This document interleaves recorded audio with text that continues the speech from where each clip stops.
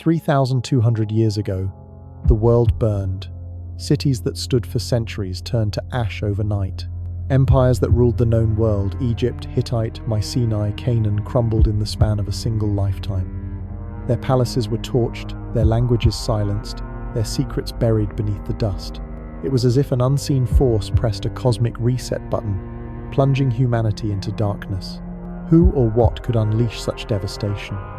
Was it a merciless horde, known as the Sea Peoples, sweeping through the Mediterranean like a tidal wave of destruction? Or was it a betrayal from within, a conspiracy of ancient elites wielding forbidden knowledge? Perhaps the answer lies beyond our world, in the stars, where some whisper of extraterrestrial hands guiding the fall. Tonight, we dive into the greatest unsolved mystery of history. Why did so many civilizations collapse at once? And could their fate be a warning for us today? Imagine a world at its peak. The Late Bronze Age, 1200 before Common Era, was a time of unparalleled splendor. In Egypt, pharaohs like Ramses III reigned as living gods, their wealth drawn from the fertile Nile. In modern-day Turkey, the Hittites built an empire to rival Egypt. Their armies feared across the land. Across the Aegean, the Mycenaeans crafted palaces of stone, their warriors celebrated in epic tales of the Trojan War. Along the shores of Canaan, cities like Megiddo thrived as hubs of trade, their markets buzzing with goods from distant lands. Mesopotamia's Babylonians and Assyrians etched their laws into clay, while ships crisscrossed the Mediterranean, carrying copper from Cyprus and tin from Afghanistan. This was no collection of isolated kingdoms. It was a global network, bound by trade routes, royal marriages, and diplomatic letters. Kings wrote to one another, exchanging gifts and forging alliances. It was a golden age, a testament to human ingenuity. Yet, in a heartbeat, it was gone. What could cause such a cataclysm? The ancient Egyptians pointed to the Sea Peoples, a mysterious group described in the inscriptions of Ramses III's temple at Medinet Habu. These marauders, the texts claim, razed cities from Greece to Syria, leaving a trail of fire and ruin before targeting Egypt itself. But who were they? Were they a unified army, a coalition of tribes, or desperate refugees fleeing a greater disaster? Some say they hailed from Sicily or Sardinia, others from the lost continent of Atlantis, a civilization swallowed by the sea. Could they have been survivors of a volcanic catastrophe, like the eruption of Santorini 1600 years earlier, which shattered the Minoan world? Or, as some fringe theorists propose, were they guided by extraterrestrial forces, their actions recorded in Sumerian tales of gods descending from the heavens? The Sea Peoples remain a shadow, their origins a puzzle that defies answers, pulling us deeper into the enigma. The scale of the collapse is staggering. The Hittite Empire, a superpower rivaling Egypt, vanished so completely that its capital was lost until the 20th century. In Greece, every major Mycenaean center, Mycenae, Pylos, Tiryns, was destroyed, their Linear B script forgotten. Canaan's cities, including Megiddo, the biblical Armageddon, were set ablaze, their gates sealed by terrified inhabitants. Writing systems died, languages faded, and entire cultures were erased. This was not a single kingdom falling. It was a cascade of destruction across the Mediterranean. The question burns: what force could synchronize such chaos? Was it mere coincidence, or was there a hidden hand, natural, human, or otherworldly, pulling the strings? Science offers a chilling clue. The environment turned against humanity. Researchers like Daphne Langut at the University of Tel Aviv have uncovered evidence of a devastating drought that gripped the Mediterranean from 1250 to 1100 before Common Era. Pollen grains, preserved in the sediments of the Dead Sea and the Sea of Galilee, tell a story of collapse. Trees like pines and oaks, markers of a humid climate, disappeared, replaced by sparse, arid vegetation. In Greece, stalagmites from a cave on Skopelos reveal centuries of reduced rainfall, aligning perfectly with the destruction of Mycenaean palaces. A sudden cooling of the Mediterranean Sea, scientists say, reduced evaporation, slashing rainfall, and starving crops. Famine swept the land, turning farmers into wanderers and cities into battlegrounds. But what caused this cooling? Some point to volcanic eruptions, perhaps in the Alps or Iceland, spewing ash that darkened the skies. Others speculate a cosmic event, a comet or asteroid altered the climate, leaving fiery omens in ancient texts. Could these be clues to a larger, hidden truth? The idea of a cosmic trigger is tantalizing. Mesopotamian records describe strange lights in the sky, interpreted by some as evidence of extraterrestrial activity. Modern theorists, citing ancient astronaut hypotheses, suggest that advanced beings may have influenced these events, perhaps testing humanity or reshaping civilizations. While mainstream scholars dismiss such claims, the absence of clear answers fuels speculation. Could the drought have been a natural fluke, or was it manipulated by forces beyond our comprehension? Some even propose that ancient elites, wielding lost technologies, engineered the crisis to consolidate power, a precursor to modern conspiracies about weather control. These ideas, though far-fetched, highlight the mystery's depth, urging us to question what we accept as truth. The collapse was not just environmental, it struck at the heart of civilization's interconnectedness. The Bronze Age world relied on a complex trade network. Copper from Cyprus and tin from Afghanistan were forged into bronze, the metal that defined the era. Ships carried these resources across the Mediterranean, linking empires in a web of commerce. But when drought crippled mines and starved populations, this network unraveled. Clay tablets from the Hittite capital revealed desperate pleas for grain, as famine gripped their lands. Egypt, too, felt the strain. The Nile, its lifeblood, faltered as monsoon rains weakened. Geologist Mark Macklin's studies of Nile sediments show a major river contraction between 1280 and 1220, before Common Era. Without food, societies fractured. In Egypt, workers staged history's first recorded strike, demanding unpaid wages. Tomb robberies surged, a sign of a kingdom on the brink. This chaos bred betrayal.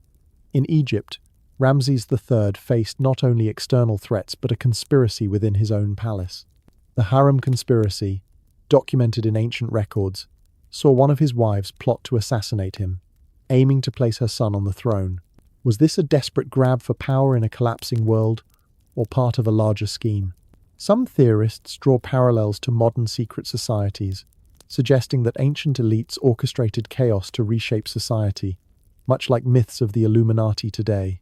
The idea of a curse of the pharaohs adds another layer of intrigue. Could the same forces that doomed Ramses have cursed other civilizations, ensuring their fall?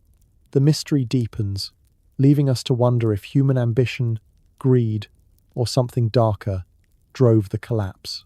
The human toll was devastating. Imagine families fleeing burning cities, farmers watching fields turn to dust, kings powerless as their empires crumbled. The loss was not just material but cultural. Writing systems, like Linear B, vanished. Languages spoken for centuries were silenced.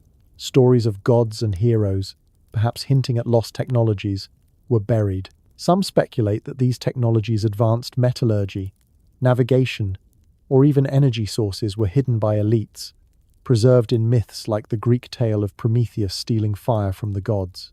Could these stories conceal truths about a forgotten age? The collapse ushered in a dark age, a centuries-long silence that erased much of what came before. Yet, from this darkness, new societies would rise, built on iron and resilience. This mystery resonates today. Our world faces climate change, pandemics, and migration, echoing the crises of the Bronze Age. Are we, too, vulnerable to a sudden collapse? Some conspiracy theorists argue that history is cyclical, controlled by hidden forces, modern elites, perhaps, or even extraterrestrial overseers repeating ancient patterns. These ideas, while speculative, challenge us to look closer. The Bronze Age collapse is a warning. No civilization is invincible. As we unravel this enigma, we will explore the science, pollen, ice cores, ancient DNA that has transformed our understanding. We will meet scholars like Eric Klein, who piece together this puzzle and probe the secrets of the sea peoples, the droughts, and the lost knowledge that may hold the answers. Ladies and gentlemen, I am Mr. H, your guide through the shadows of history on Mystery History for Sleep. If you find this journey into the unknown captivating, consider subscribing to our channel and ringing the bell to join us for more tales of mystery and wonder. Together, let us uncover the truths hidden in the ruins, truths that may change how we see our past and our future. Picture a world where kings were gods, where cities gleamed under the Mediterranean sun, and where secrets whispered through the sails of ships crossing turquoise waters.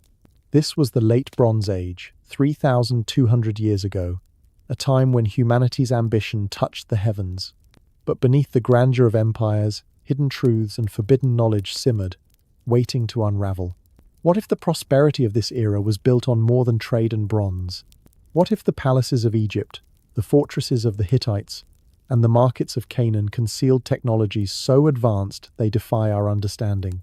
Tonight, we step into the heart of this golden age, peeling back the layers to reveal the mysteries that fueled its rise and perhaps sowed the seeds of its downfall. Could the very forces that lifted these civilizations to greatness have been their undoing? Let us journey to Egypt, where the Nile River carved a path of life through the desert. Here, pharaohs like Ramses III ruled as divine beings, their power rooted in the river's annual floods. The Nile was no mere waterway, it was the pulse of a civilization that built the pyramids, monuments so vast they challenge explanation. How did a people, 3,000 years ago, move stones weighing tons with such precision? Mainstream historians point to ramps and manpower, but whispers persist of lost techniques, levitation devices, sonic tools, or even aid from beings not of this world. Ancient texts speak of priests wielding divine instruments, and some theorists claim these were technologies gifted by extraterrestrial visitors, hidden from us by time or design. The pyramids stand as silent witnesses, their secrets locked in stone, daring us to question what we know. Beyond Egypt, the Hittites in modern-day Turkey forged an empire of iron will and bronze might. Their capital, Hattusa, was a fortress city, its walls adorned with carvings of warriors and gods. The Hittites were masters of diplomacy, their scribes recording treaties on clay tablets that survive to this day. These tablets reveal a world connected, not just by trade, but by ambition. The Hittites traded with distant lands, their chariots rolling across Anatolia, their influence rivaling Egypt's. Yet, some speculate their power came from more than earthly means. Could they have uncovered a forgotten science? Perhaps a method to harness energy from the earth itself. Fringe theories suggest the Hittites possessed orichalcum, a mysterious metal mentioned by Plato, stronger than bronze and known only to a lost civilization like Atlantis. Was this the secret behind their strength, or a myth to cover something greater? Across the Aegean, the Mycenaeans of Greece built palaces that echoed with tales of heroes. Mycenae, with its Lion Gate, and Pylos, with its sprawling halls, were centers of culture and power. The Mycenaeans wrote in Linear B, a script that recorded their wealth and conquests. Their ships sailed to Crete and beyond, carrying olive oil, wine, and bronze weapons. But what if their seafaring prowess hid a deeper truth? Some theorists propose the Mycenaeans navigated using star maps, not unlike those rumored to be etched in the caves of Cappadocia, maps that hint at knowledge of the cosmos far beyond their time. Could they have been guided by celestial beings, as ancient Greek myths of gods like Zeus suggest? The story of the Trojan War, immortalized by Homer, may conceal a kernel of truth, a war not just for glory, but for control of ancient secrets.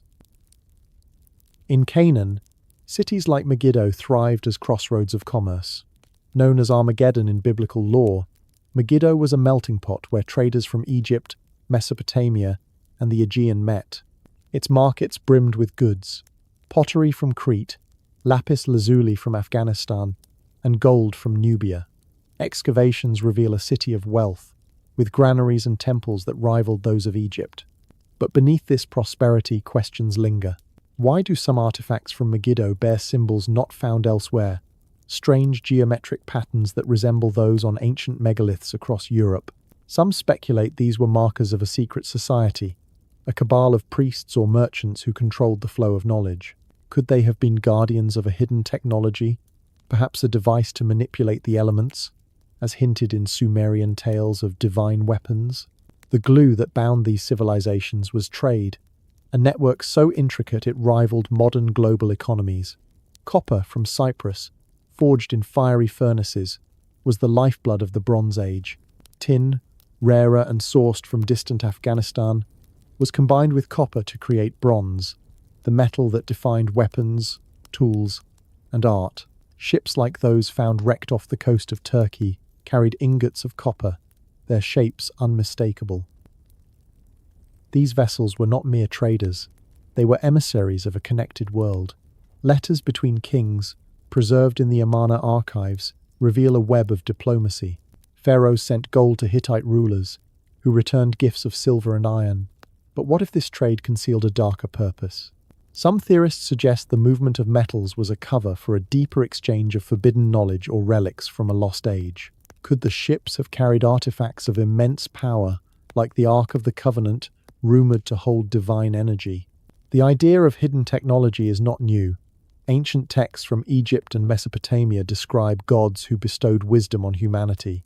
In Egypt, the god Thoth was said to grant the secrets of writing and mathematics. In Sumeria, the Anunnaki were credited with teaching metallurgy and agriculture. Some modern theorists, drawing from these myths, propose that these gods were extraterrestrial visitors, sharing advanced knowledge with select elites. The pyramids, with their precise alignment to the stars, and the Hittite tablets, with their detailed astronomical records, fuel such speculation. Could the Bronze Age have been a time when humanity stood on the brink of a technological leap, only to have it snatched away? Some claim a secret society, akin to the Illuminati, suppressed this knowledge to maintain control, a theory echoed in modern conspiracies about hidden technologies. This interconnected world was fragile, its prosperity a double-edged sword. The reliance on trade meant that a single disruption could ripple across empires. If Cyprus's copper mines faltered, weapons could not be forged. If Afghanistan's tin roots were cut, bronze production halted. Excavations show that many cities hoarded grain, a sign of looming scarcity. In Egypt, the Nile's floods were less predictable, as geologists like Mark Macklin have shown through sediment studies. The river's contraction around 1200 before Common Era weakened Egypt's breadbasket. Could this fragility have been exploited? Some speculate that rival powers, or even a shadowy group within, sabotaged trade routes to destabilize empires. The collapse of Ugarit, a key trading hub in Syria, shows signs of deliberate destruction, fires set not by invaders, but from within.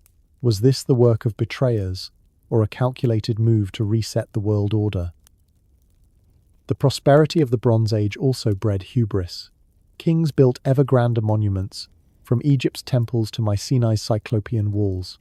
But these projects drained resources, leaving societies vulnerable. In Egypt, Ramses III's lavish constructions, like his temple at Medinet Habu, strained the treasury. Some theorists suggest this extravagance was a distraction, a way for elites to mask growing unrest. Others point to the rise of secret cults, like those hinted at in Canaanite texts, which may have challenged royal authority. These cults, some say, practiced rituals tied to celestial events, perhaps seeking to harness cosmic forces. Could their actions have angered the gods or invited catastrophe from beyond? The alignment of Bronze Age structures with constellations like Orion raises questions about their true purpose. As we gaze into this lost world, the line between history and mystery blurs.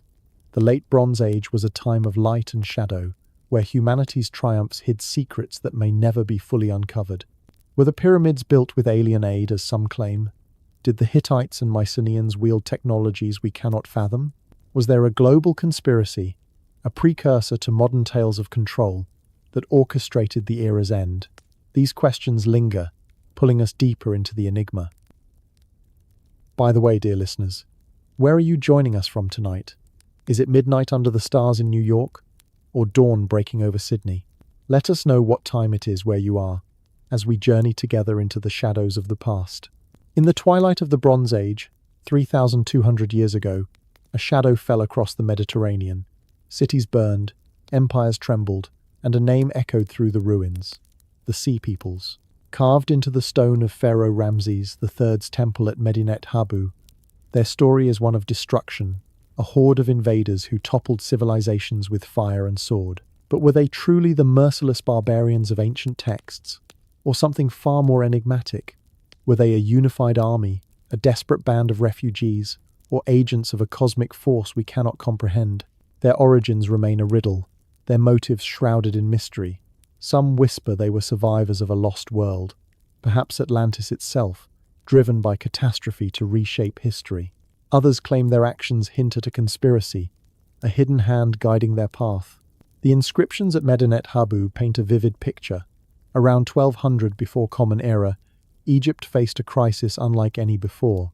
Ramses III, a warrior pharaoh who had ruled for 3 decades, recorded a wave of invaders sweeping through the Mediterranean. The texts describe the Sea Peoples as a relentless force, laying waste to the Hittite Empire, the cities of Canaan, and the Mycenaean strongholds of Greece.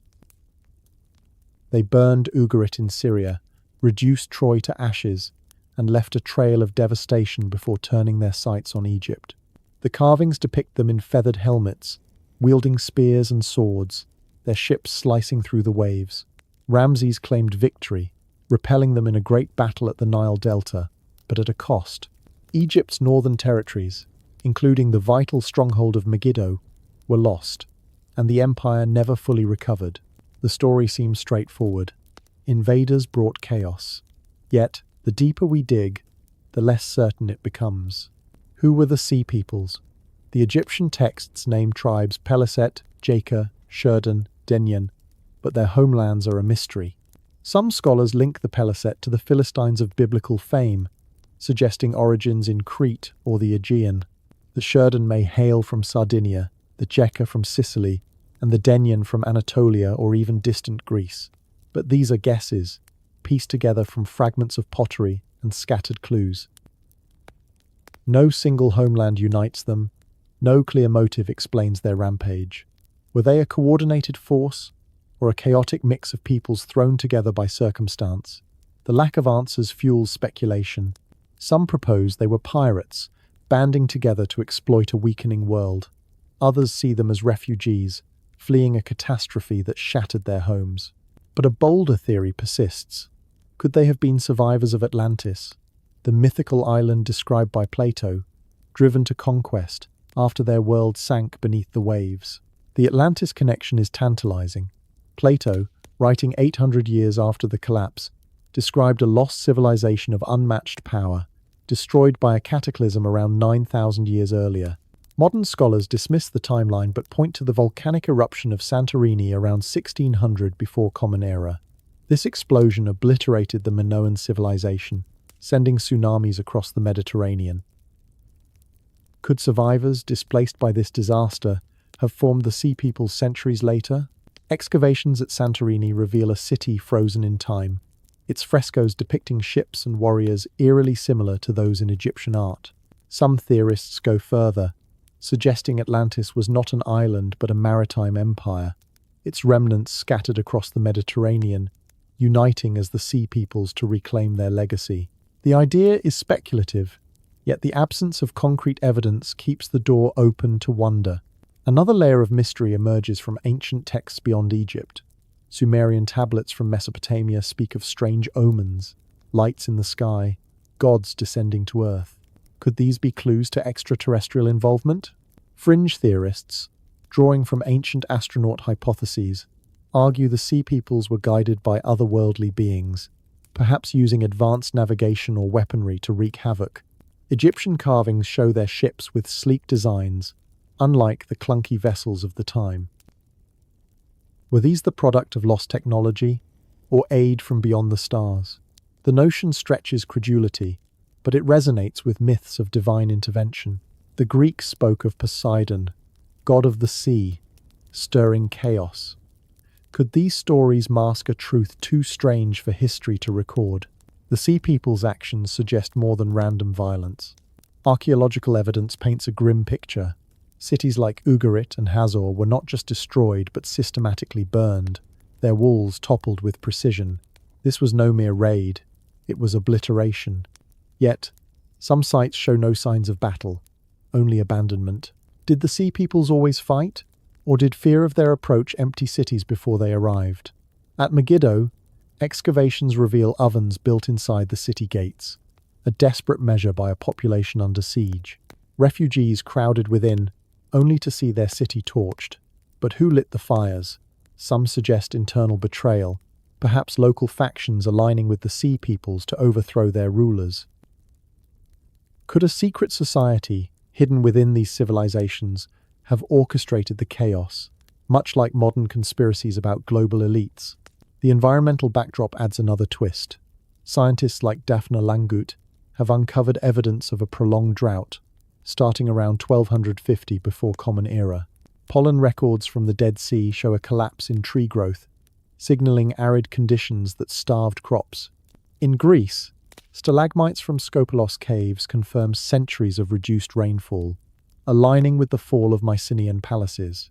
This drought crippled the trade networks that sustained the Bronze Age, cutting off copper and tin supplies. Hungry and desperate, populations may have turned to migration, swelling the ranks of the Sea Peoples. But were they invaders seizing opportunity, or victims fleeing a dying world? The Egyptian texts call them aggressors, but Ramses' propaganda may have twisted the truth. Some scholars argue they were displaced farmers and fishermen, driven by famine to seek new lands. Their invasion of Egypt could have been a migration, not a conquest, a plea for survival met with swords. This raises a chilling question. Was the Sea People's story manipulated? Ramses' inscriptions glorify his victory, but they may conceal a more complex reality. Egyptian records are silent on the suffering within their borders strikes, tomb robberies, and a failing Nile. By casting the Sea Peoples as villains, Ramses could deflect blame from his own struggles. Some theorists suggest a deeper conspiracy. What if the Sea Peoples were scapegoats, blamed for a collapse engineered by internal forces? Ancient texts hint at unrest among priests and nobles, who may have seen the drought as a chance to reshape power. Could they have allied with outsiders, using the Sea Peoples as a tool to destabilize rivals? The idea echoes modern tales of false flag operations, where chaos is sown to justify control. The mystery deepens with the artifacts left behind. Pottery found at Philistine sites in Canaan bears Mycenaean designs, suggesting ties to Greece. Weapons and armor resemble those of Aegean warriors, yet some bear unique marking symbols not found in any known culture. Could these be relics of a forgotten civilization, perhaps a maritime empire that vanished before history could name it? Some speculate the Sea Peoples carried knowledge from a lost age, perhaps navigation techniques or metallurgical secrets, only to see them buried in the ashes of their conquests. Excavations of shipwrecks off Turkey reveal cargoes of copper ingots, their shapes standardized across the Mediterranean. Were these ships part of a coordinated effort, or the last gasp of a collapsing trade network? The wrecks hold no answers, only questions that pull us deeper into the unknown. The Sea People's legacy is one of paradox. They were both destroyers and creators. After their wave of destruction, some settled in Canaan, becoming the Philistines of biblical lore. Their culture blended with local traditions, leaving traces in pottery, architecture, and even language. Were they conquerors who adapted, or refugees who rebuilt? The lack of written records from their perspective leaves us guessing. Some theorists propose they were part of a larger cycle, a cosmic reset orchestrated by forces beyond human control. Ancient myths across cultures speak of great floods, fires, and upheavals. Could the Sea Peoples have been agents of such a cycle, guided by fate or design? Modern parallels, like migrations driven by climate change, make their story hauntingly relevant. Are we, too, facing a tide of chaos, with answers hidden in the past? As we navigate this labyrinth of history, the Sea Peoples remain elusive, their truth slipping through our fingers like sand. Were they invaders, victims, or pawns in a greater game? Did they wield lost technologies, or were they driven by desperation? The ruins they left behind burned cities, sunken ships, silent scripts whisper of secrets we may never fully grasp. 3,200 years ago, the Mediterranean world basked in the glow of bronze and ambition, but beneath the surface, the very air and earth conspired against it.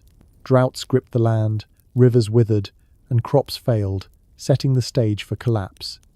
But was this a mere whim of nature, or something more profound, a curse woven into the fabric of the planet itself? Could the skies have unleashed a vengeance, through comets or volcanoes, that doomed empires? The first whispers of this environmental enigma come from the depths of the Dead Sea, where sediments hold secrets older than the pyramids.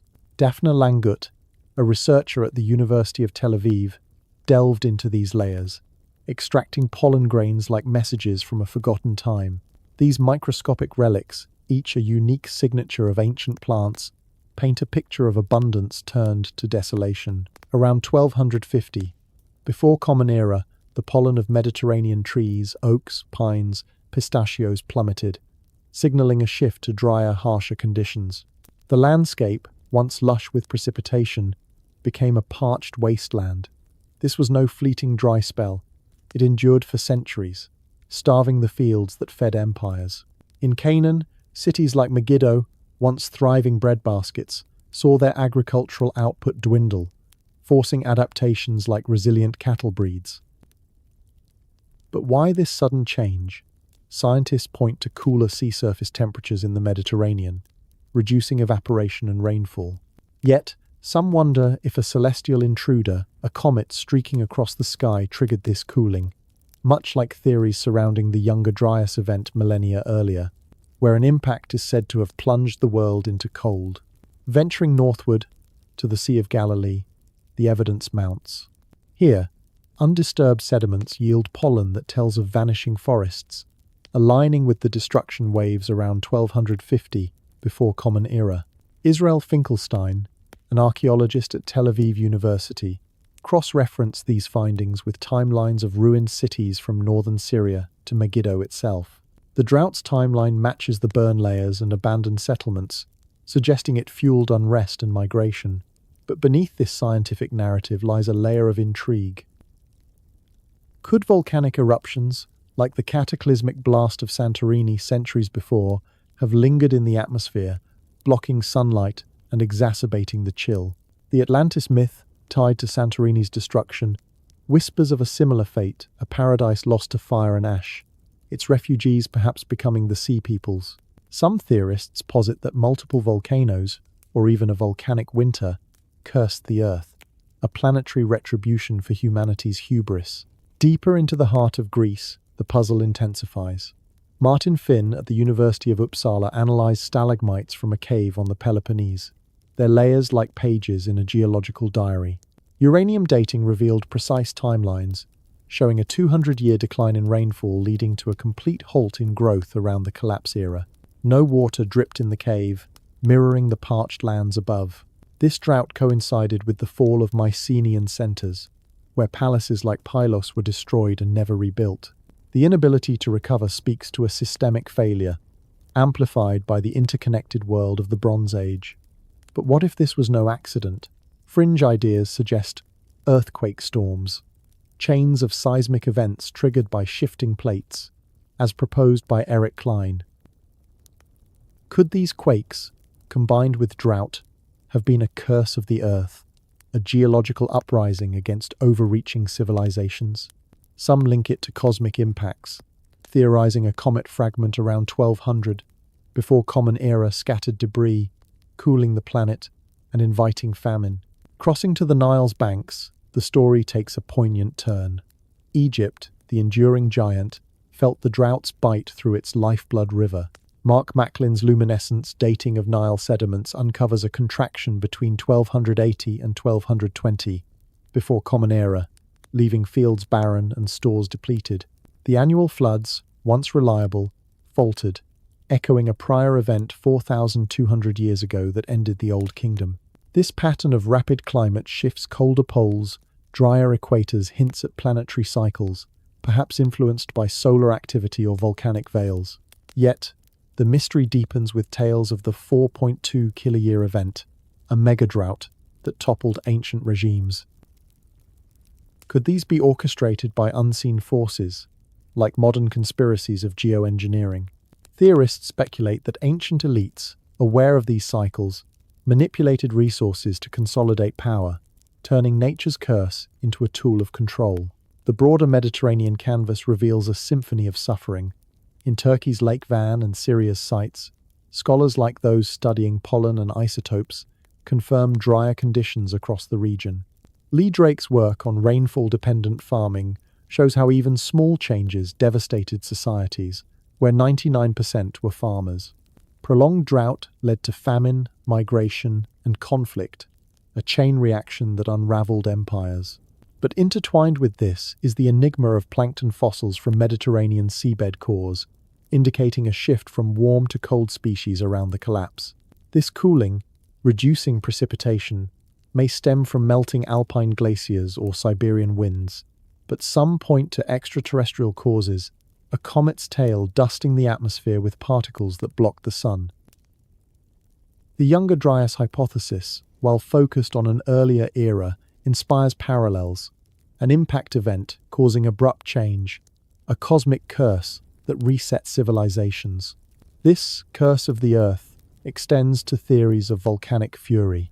The eruption of Santorini, though earlier, may have set a precedent, its ash lingering to influence later climates. Other volcanoes, perhaps in Iceland or the Pacific, could have contributed to a global chill, as seen in tree-ring data from distant lands. Some link this to the Atlantis legend, where Plato's tale of a sunken empire mirrors the Bronze Age full destruction by fire, water, and quakes. Could the drought be a lingering echo of such events? A planetary memory of catastrophe? Fringe voices suggest these eruptions were triggered by cosmic alignments or even ancient experiments with forbidden energies, ideas that blur the line between myth and reality. The human dimension adds poignancy to the puzzle. Farmers watched their fields crack under the sun, merchants saw trade routes empty, and kings grappled with unrest.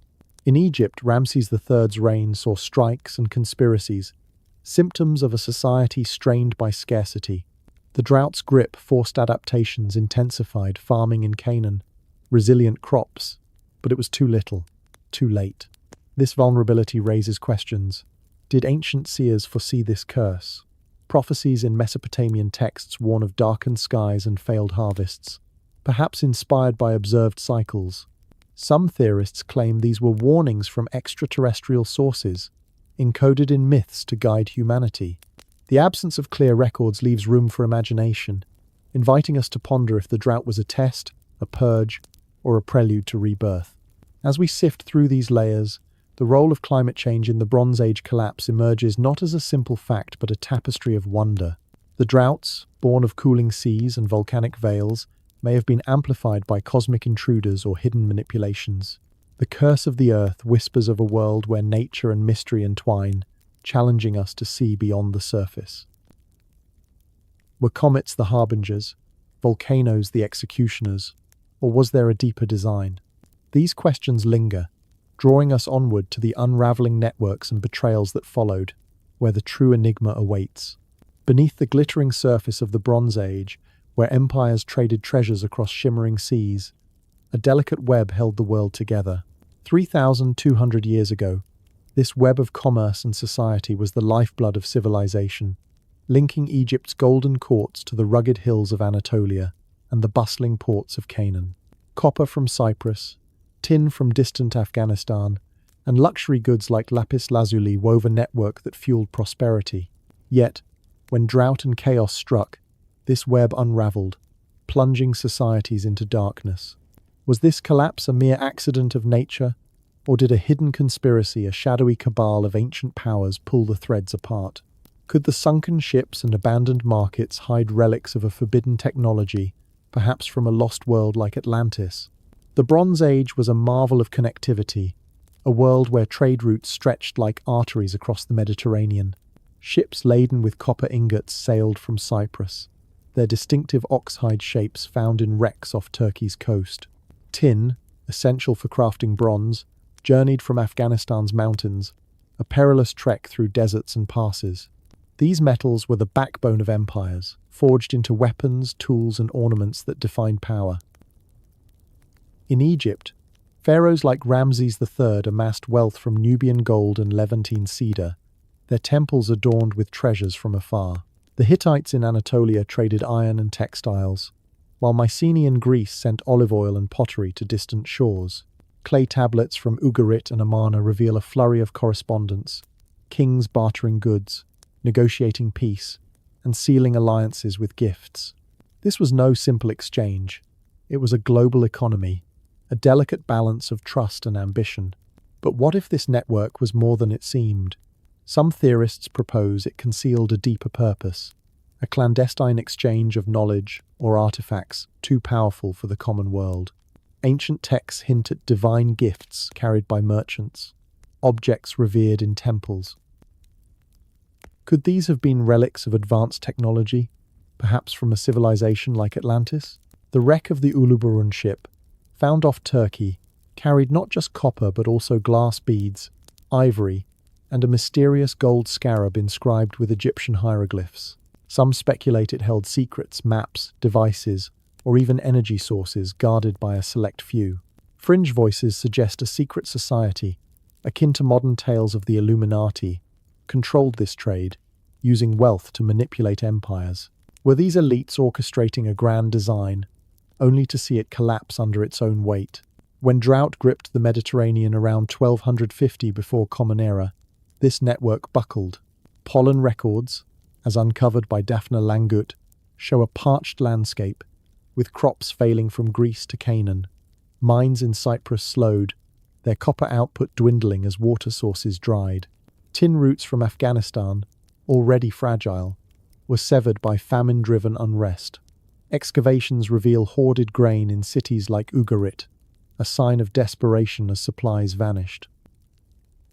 Without bronze, armies weakened and economies faltered. Letters between kings, preserved in clay, grew frantic. Hittite rulers begged Egypt for grain, only to receive silence. The Nile itself, as Mark Macklin's sediment studies confirm, contracted, leaving Egypt's fields barren. This was not just a trade disruption, it was a societal earthquake, shaking the foundations of trust that held empires together. The collapse of trade sparked chaos. In Canaan, cities like Hazor and Megiddo saw markets empty, their once vibrant stalls replaced by silence. Merchants, once the lifeblood of commerce, became wanderers, their ships abandoned or sunk. The Uluburun wreck, dated to around 1300 before Common Era, holds clues to this, unraveling its cargo, meant for distant ports, never reached its destination. Some theorists see more than misfortune here. Could sabotage have played a role? Ancient records from Ugarit mention internal strife, with scribes noting enemies within before the city burned. Was this the work of rival factions, perhaps priests or nobles, seeking to seize control amid scarcity? Conspiracy theories suggest a deliberate effort to cripple trade, a power grab by elites who saw drought as an opportunity to reshape the world order, much like modern tales of orchestrated crises. Society itself began to fracture. In Egypt, under Ramses III, the first recorded labor strike erupted, with workers demanding unpaid wages. Tomb robberies surged, a desperate act in a land where sacred burials were once untouchable.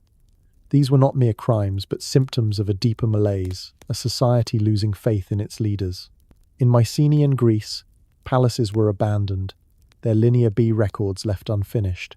The Hittites, once a superpower, saw their capital Hattusa deserted, its archives silent. This social collapse raises a haunting question.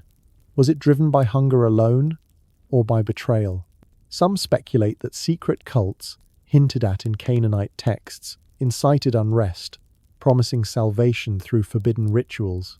Others propose a more sinister plot, an ancient cabal, manipulating famine to topple kings and install new rulers, a precursor to modern conspiracies about global control.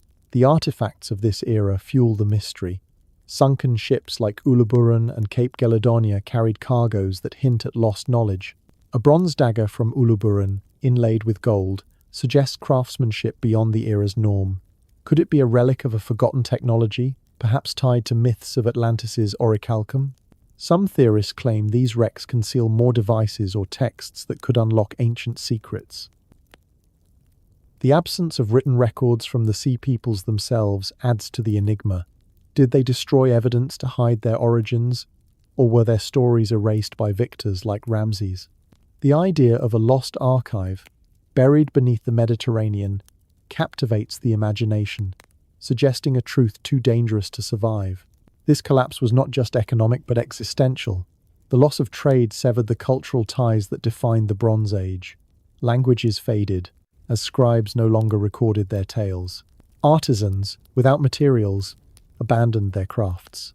The interconnected world, once a marvel, became a liability, as empires could no longer support one another. Some see a cosmic irony here, a curse of connection, where globalization sowed the seeds of ruin. Fringe theories take it further, suggesting extraterrestrial interference disrupted trade, perhaps to reset humanity's path. Ancient Sumerian texts, with their tales of celestial beings, are cited as evidence of such meddling. While speculative, these ideas highlight the fragility of the Bronze Age world, a mirror to our own interconnected age. The fallout reshaped history. The Dark Age that followed saw survivors scatter, some becoming the Philistines of biblical lore, others fading into obscurity. The loss of trade networks left a void, filled centuries later by iron and new powers. But the questions linger. Was the collapse a natural consequence of drought or an orchestrated downfall? Did hidden elites, wielding knowledge we cannot fathom, pull the strings? Amid the crumbling remnants of a once mighty world, Egypt stood as a solitary beacon, battered yet unbroken. 3,200 years ago, while empires around it dissolved into chaos, the land of the Nile clung to life, its secrets guarded by the sands and the shadows of pharaonic rule. Ramses III, a king forged in the fires of war, navigated this storm, but his reign hid depths of intrigue and deception. What allowed Egypt to survive when others fell? And what hidden plots simmered within its palaces, threatening to unravel even this resilient kingdom? Could the survival itself be a facade, masking a conspiracy that reached into the heart of power? Ramses III ascended the throne in a time of splendor, inheriting an Egypt that had endured for over 2,000 years. His predecessors, Akhenaten with his revolutionary faith, Nefertiti with her enigmatic beauty, Tutankhamun with his cursed tomb, and Ramses the Great with his monumental legacy had built a kingdom of unparalleled wealth. The Nile's floods nourished vast fields, turning desert into bounty, while trade with Canaan and Nubia filled treasuries with gold and ivory. Ramses III, ruling for 3 decades, continued this tradition, commissioning grand temples and leading campaigns that expanded Egypt's influence. Yet, as the Bronze Age world fractured, Egypt's survival was no accident. It stemmed from strategic foresight, intensifying farming in Canaan's Jezreel Valley, breeding resilient cattle, and fortifying strongholds like Megiddo. These measures buffered against the drought ravaging the Mediterranean, allowing Egypt to weather the storm that drowned others. But was there more to this resilience? Some speculate that ancient priests, guardians of esoteric knowledge, employed rituals or devices to summon the Nile's floods, a hidden science veiled in myth. The temple at Medinet Habu stands as a testament to Ramses's triumphs, its walls etched with scenes of victory over the sea peoples. Around 1200 before Common Era, these marauders assaulted Egypt's borders, but Ramses repelled them in a naval clash at the Delta. The inscriptions boast of his prowess, depicting chained captives and shattered ships. Yet, archaeology tells a subtler tale. Many cities in Canaan, under Egyptian control, were abandoned rather than conquered, their ruins free of battle scars. This suggests the Sea Peoples were not always aggressors but migrants seeking refuge, their invasion a desperate plea met with force. Ramses' propaganda amplified the threat, portraying himself as a divine savior. Could this exaggeration mask internal weaknesses? Theorists propose that Ramses knew of the drought's cause, perhaps a cosmic event like a comet, and used the crisis to consolidate power, suppressing dissent under the guise of external peril. Egypt's survival exacted a toll, weakening its core.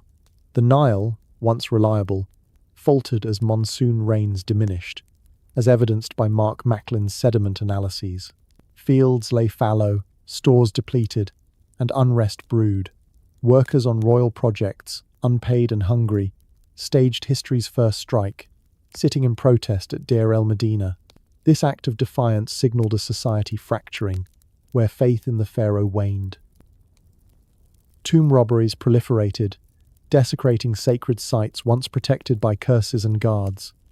These were not random thefts, but organized efforts, perhaps funded by corrupt officials. Some whisper of a black market in antiquities, where stolen artifacts held not just gold but forbidden knowledge, scrolls of alchemy or star maps hinting at extraterrestrial origins.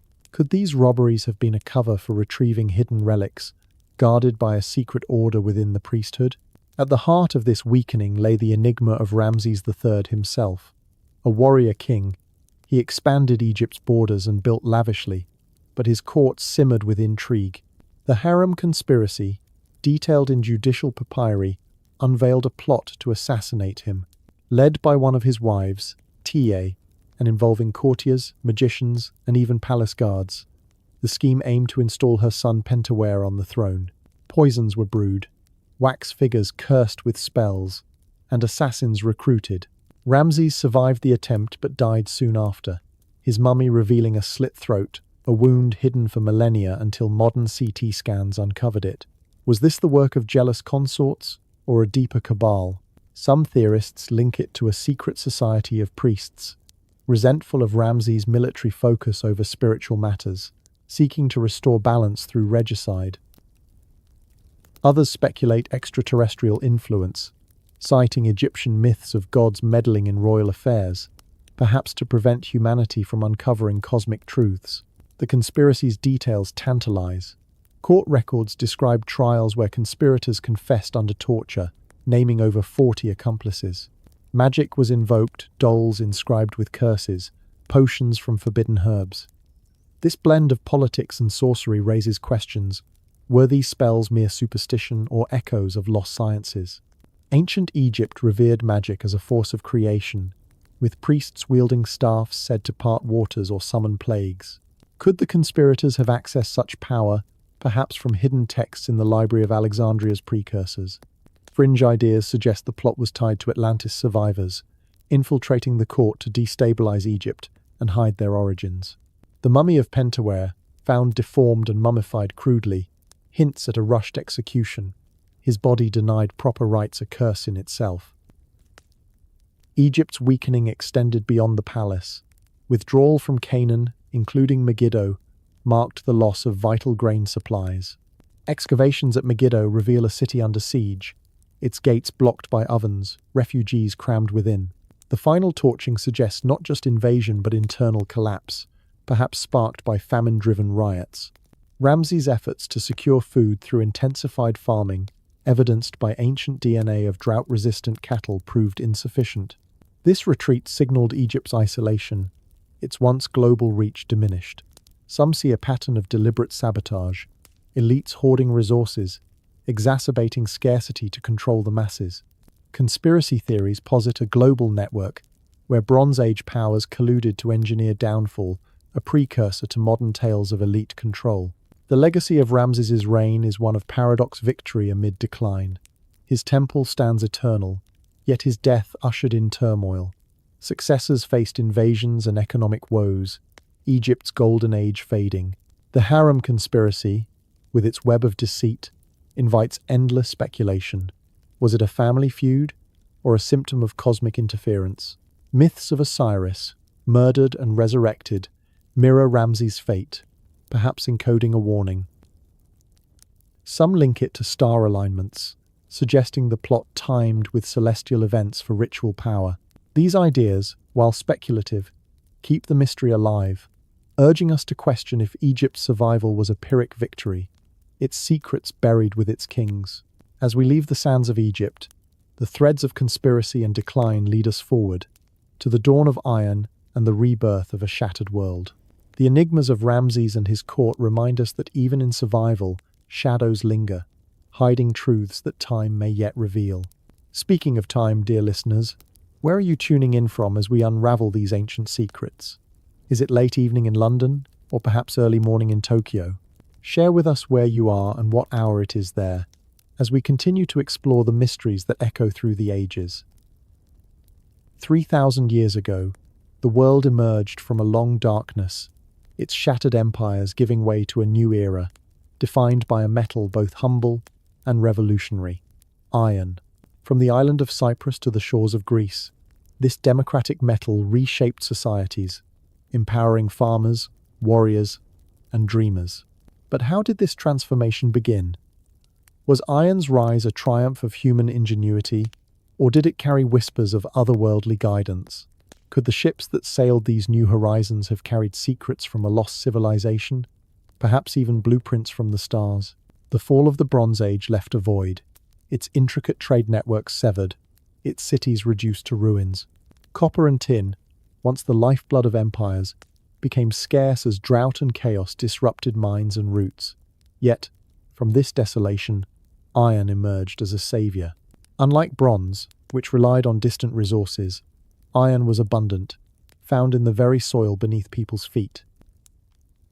On Cyprus, the island that once fueled the Bronze Age with copper, miners stumbled upon iron oxides, red and yellow ochre, that could be smelted into a metal stronger and more versatile than its predecessor. By 1000 before Common Era, this discovery ignited a revolution. Farmers wielded iron plows to till harder soils, warriors brandished iron swords that held their edge, and artisans crafted tools that transformed daily life. But was this breakthrough purely accidental? Some speculate that Cyprus, a crossroads of cultures, harbored knowledge from a forgotten source, perhaps a civilization like Atlantis, whose metallurgy surpassed human understanding. The island's role as a hub of innovation raises tantalizing questions.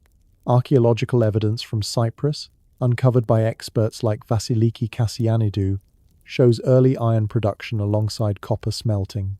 Furnaces, once used for bronze, were adapted to forge iron, suggesting a rapid technological leap. Could this have been guided by external forces? Ancient myths speak of gods like Hephaestus, the Greek smith of divine fire, or Vulcan, his Roman counterpart, teaching humanity the secrets of metal. Fringe theorists take this further, proposing that extraterrestrial visitors shared advanced smelting techniques, their presence encoded in cuneiform tablets describing sky gods who gifted knowledge. The precision of early iron tools, found in Cypriot graves, fuels speculation. How did a recovering world master such a complex process so quickly? Was there a hidden manual, perhaps carried on ships that vanished beneath the waves? These ships, the arteries of the new Iron Age, carried more than goods, they bore the seeds of rebirth. The wreck of the Kyrenia, discovered off Cyprus and dated to around 385 before Common Era, offers a glimpse into this era's maritime prowess. Built with techniques honed centuries earlier, its cedar hull and square sail navigated treacherous seas, carrying wine, oil, and perhaps secrets. Gerasimos Karoulis, captain of the Kyrenia Liberty replica, tested its capabilities, revealing it could withstand storms of 35 knots and sail with favorable winds. Ancient mariners, guided by stars and birds, connected distant lands, from the Aegean to the Levant. But what if their navigation relied on more than earthly means? Some theorists, citing Sumerian star charts and Egyptian celestial alignments, suggest these sailors used devices, perhaps crystalline compasses or astrolabes passed down from a lost civilization. The Kyrenia's cargo, including amphorae with unfamiliar symbols, hints at a trade in esoteric knowledge, perhaps maps to uncharted realms. The transition to iron reshaped society, decentralizing power. Bronze, controlled by elites through scarce resources, gave way to iron, accessible to all. This shift, dubbed the democratic metal by historians, empowered smaller communities. In Greece, new settlements arose, their iron tools enabling farming on marginal lands. In the Levant, the Philistines, possibly descendants of the Sea Peoples, adopted iron, forging a distinct identity. This democratization sparked cultural flourishing, with new alphabets and trade routes emerging. Yet, some see a darker side. Could the rapid spread of iron technology have been orchestrated? Conspiracy theories propose a secret order, akin to modern Freemasons, guided its dissemination to rebuild society under new control. Ancient texts from Ugarit mention Keepers of the Forge, a cryptic reference to a guild that may have guarded metallurgical secrets. Were they human, or agents of a higher power? The maritime revolution amplified this transformation. The Mediterranean's intricate coastline, with its islands and harbours, became a highway for ideas. Cyprus, at the crossroads of north-south and east-west routes, thrived as a melting pot. Excavations reveal artifacts from Greece, Egypt, and Mesopotamia, suggesting a cultural exchange that birthed the Iron Age. But the Kyrenia wreck raises questions. Why did it sink? Was it caught in a storm, or sabotaged to protect its cargo? Some speculate it carried texts or devices from a lost era, perhaps Atlantean relics meant to spark a new age. The absence of such finds fuels theories of a cover-up, with modern archaeologists accused of suppressing evidence to maintain historical narratives. These ideas, while speculative, keep the mystery alive, urging us to look beneath the surface. This transition was not without cost. The shift to iron disrupted old hierarchies, sparking tensions. In Greece, the collapse of Mycenaean palaces gave way to smaller city-states, their iron-based economies fostering independence. In Egypt, the loss of Canaan's resources weakened pharaonic control, as seen in Ramses III's struggles. Social upheaval followed, with new leaders rising from the ashes. Some see a cosmic pattern here, a cycle of destruction and rebirth orchestrated by forces beyond human ken. Ancient myths of a world forge, where gods reshaped humanity, echo in these changes. Could the Iron Age have been a reset, guided by extraterrestrial hands to steer civilization toward a new path? The stars, watched by ancient mariners, may hold the answer, their silent light a beacon to truths we are only beginning to grasp. Were the smiths of Cyprus guided by divine or alien hands? Did the ships of the Mediterranean carry secrets that could rewrite history? The answers may lie in the forges, the wrecks, or the heavens themselves, waiting to guide us deeper into the unknown. The embers of the Bronze Age had barely cooled when a new spark ignited across the Mediterranean, kindling the rise of cities that would redefine the ancient world. Among them, Athens emerged as a beacon, its rocky acropolis cradling a society that birthed a concept both revolutionary and enigmatic: democracy. 800 years before Common Era, as the Iron Age dawned, Athens transformed from scattered villages into a bustling city-state, its power fueled by silver mines and a bold experiment in governance. But was this rise a triumph of human will, or did it conceal a deeper mystery? Could Athens' democracy have been a facade, orchestrated by a hidden elite to control a restless populace? Or did its origins tie to ancient secrets, perhaps a lost treasure or celestial blueprint? Athens, perched on the rugged plains of Attica, began as a humble cluster of settlements. By 750 before Common Era, these villages coalesced around the Acropolis, a natural fortress that offered protection and prestige. The city's growth was no accident.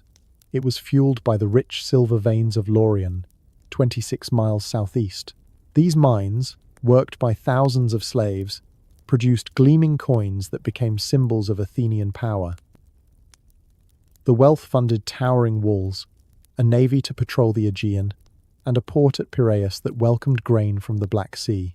By 450 before Common Era, Athens boasted 40,000 citizens and 200,000 residents in its surrounding lands, a metropolis dwarfing most rivals.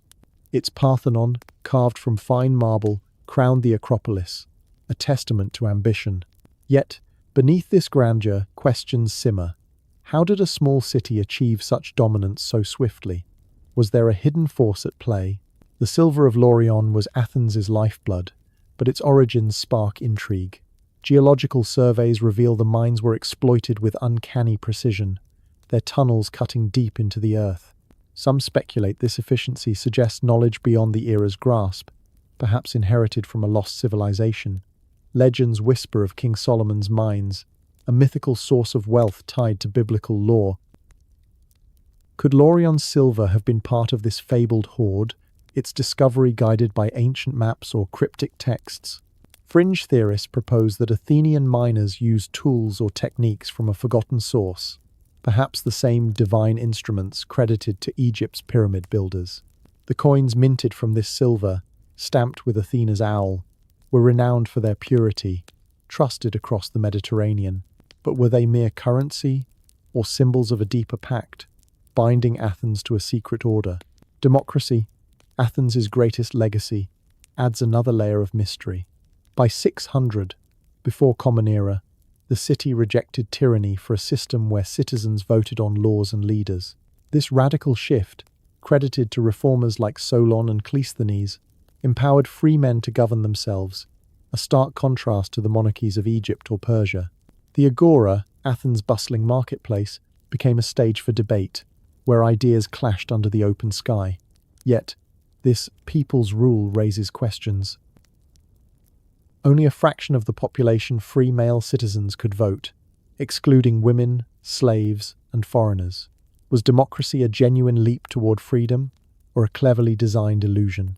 Some theorists suggest it was a social experiment, orchestrated by a hidden elite akin to modern Freemasons to pacify a restless populace while maintaining control. Ancient texts hint at secretive councils, like the Areopagus, whose influence lingered behind the democratic facade. The mechanics of Athenian democracy fuel speculation. Voting was conducted with pottery shards, called ostraka, in a process that could exile unpopular figures. Excavations reveal thousands of these shards, some inscribed with names and curses, suggesting a society rife with intrigue. Could these votes have been manipulated by a select few, perhaps priests or oracles who claimed divine insight? Greek myths speak of the oracle at Delphi, whose cryptic prophecies swayed city policies. Some propose the oracle was a front for a secret society, pulling strings from the shadows. The alignment of Athenian temples with constellations like Orion hints at esoteric knowledge, perhaps guiding the city's rise. Was democracy a gift from the gods, or a calculated move to harness the masses? Athens' cultural explosion adds to the enigma. The city became a hub of philosophy, theatre, and art, with figures like Socrates and Aeschylus shaping Western thought. The Library of Alexandria, though later, drew inspiration from Athenian archives, suggesting a repository of knowledge. Some speculate these archives held texts from a lost era, perhaps Atlantean scrolls or star maps guarded by a scholarly elite. The sudden flowering of ideas seems almost supernatural, prompting theories of extraterrestrial influence. Ancient astronaut proponents point to Greek myths of Prometheus, who stole fire from the gods, as metaphors for alien technology sparking cultural leaps. Could Athens' golden age have been seeded by such forces, its democracy a byproduct of cosmic intervention? The city's maritime reach amplified its power, but also its mysteries. Athenian ships, funded by silver, sailed to colonies in the Black Sea and southern Italy, spreading culture and commerce. The port of Piraeus became a gateway, importing grain to feed a growing population. Yet, archaeological finds like amphorae with unfamiliar symbols suggest trade in more than goods. Could these vessels have carried relics of a lost civilization, perhaps from the Minoans or a mythical Atlantis? The rapid expansion of Athenian colonies, from Syracuse to Cyrene, hints at a coordinated plan, possibly guided by secret knowledge. Some theorists claim a maritime brotherhood, akin to the Knights Templar, controlled these routes, hiding their true purpose behind trade. The rise of Athens was not without shadows. The reliance on slave labor in Laurion's mines bred unrest, with thousands toiling in brutal conditions. Social tensions simmered, as democracy enriched citizens but ignored the oppressed. Some see parallels to modern conspiracies, where elites use freedom as a veneer for control. The sudden wealth and power of Athens also drew envy, setting the stage for conflicts like the Peloponnesian War. Could this have been part of a larger design, with hidden forces sowing discord to reshape the Mediterranean? The myths of Athena, goddess of wisdom, may encode a truth, a guiding intelligence behind the city's rise, whether divine, human, or otherworldly. As Athens ascended, its democratic experiment and silver-fueled empire reshaped the ancient world, paving the way for Rome's dominance. Yet, the mysteries of its origins, its mines, its governance, its cultural leap linger like shadows on the Acropolis. Was democracy a bold step, or a cunning mask? Did Laurian silver hide a deeper secret, tied to lost treasures or celestial guides? These questions pull us deeper, urging us to explore the Iron Age's unfolding saga, where new cities and powers await. And speaking of exploring, dear listeners, if you're captivated by these ancient riddles, consider subscribing to Mystery History for Sleep and ringing the bell to join us for more journeys into the unknown. Where are you tuning in from tonight? Is it the quiet evening in Athens, Georgia, or the early dawn in Athens, Greece? Let us know what time it is where you are, as we chase these timeless secrets together. From the fertile plains of Italy, a city rose like a phoenix from the Mediterranean's turbulent past, its foundations laid in myth and ambition. Rome, born around 753 before Common Era, began as a humble settlement on the Tiber River, its 7 hills cradling a people destined for greatness. By 509 before Common Era, the monarchy fell, giving birth to the Republic, a system of checks and balances that propelled Rome to conquer the Italian peninsula. Under Augustus, in 27, before Common Era, the empire dawned, ushering in Pax Romana, a 200-year golden age of peace, prosperity, and expansion. But what secrets propelled this explosive growth? Was Rome's endurance a product of military might, or did it harbor eternal mysteries, whispers of a hidden continuity that persists to this day? Could the eternal city truly be eternal, its influence woven into modern shadows through the Vatican or global elites? Rome's location was its first stroke of fortune, or perhaps design. Straddling the Tiber, it commanded trade routes between Etruscan north and Greek south, its hills providing natural defenses. Early Romans, a mix of Latins, Sabines, and Etruscans, built a society of farmers and warriors, their legends speaking of Romulus and Remus, suckled by a wolf. By the Republic's birth, Rome had subdued its neighbors, rewarding veterans with conquered lands. Colonies like Cosa, founded in the 3rd century before Common Era, dotted the landscape, blending military outposts with agricultural hubs. Elizabeth Fentress's surveys revealed dozens of small farms, their centuriation grids echoing the American West's land divisions. This expansion was systematic, but was it guided by more than strategy? Some theorists, citing Etruscan influences, suggest Rome inherited esoteric knowledge, divination rituals, or engineering secrets from a civilization tied to Atlantis. The wolf myth, they claim, symbolizes a pact with ancient forces, its echoes in Rome's emblem hinting at a deeper, mystical foundation. The Republic's aggression forged an empire. Conquering Italy, Rome integrated defeated peoples as allies, swelling its legions. The Punic Wars against Carthage, spanning 264 to 146 before Common Era, showcased this might. Hannibal's invasion, in 218, before Common Era ravaged Italy, but Rome rebuilt, sacking Carthage and claiming Sicily's grain, Spain's silver. This resilience raises questions. How did Rome recover so swiftly? Climate data suggests the Roman climatic optimum, a warm period boosting agriculture, played a role. Yet, some speculate a hidden advantage, perhaps alchemical knowledge from conquered lands, turning base metals to wealth. Popular mechanics articles propose Rome's secret school, a covert academy training engineers and strategists, its existence veiled in senatorial records. Could this be the precursor to modern secret societies, preserving Rome's essence? Augustus's ascension marked Pax Romana's bloom. As Octavian, he defeated Mark Antony and Cleopatra in 30 before Common Era, annexing Egypt's riches. Renaming himself Augustus, he centralized power while preserving republican illusions. The era brought unprecedented peace, with legions guarding frontiers from the Rhine to the Euphrates. Urbanization surged. Rome swelled to 1 million inhabitants, its aqueducts delivering 220 gallons per person daily, more than many modern cities. The Circus Maximus hosted 250,000 spectators for chariot races.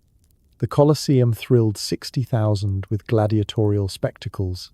This splendor was funded by tribute and trade, but whispers of mystery abound.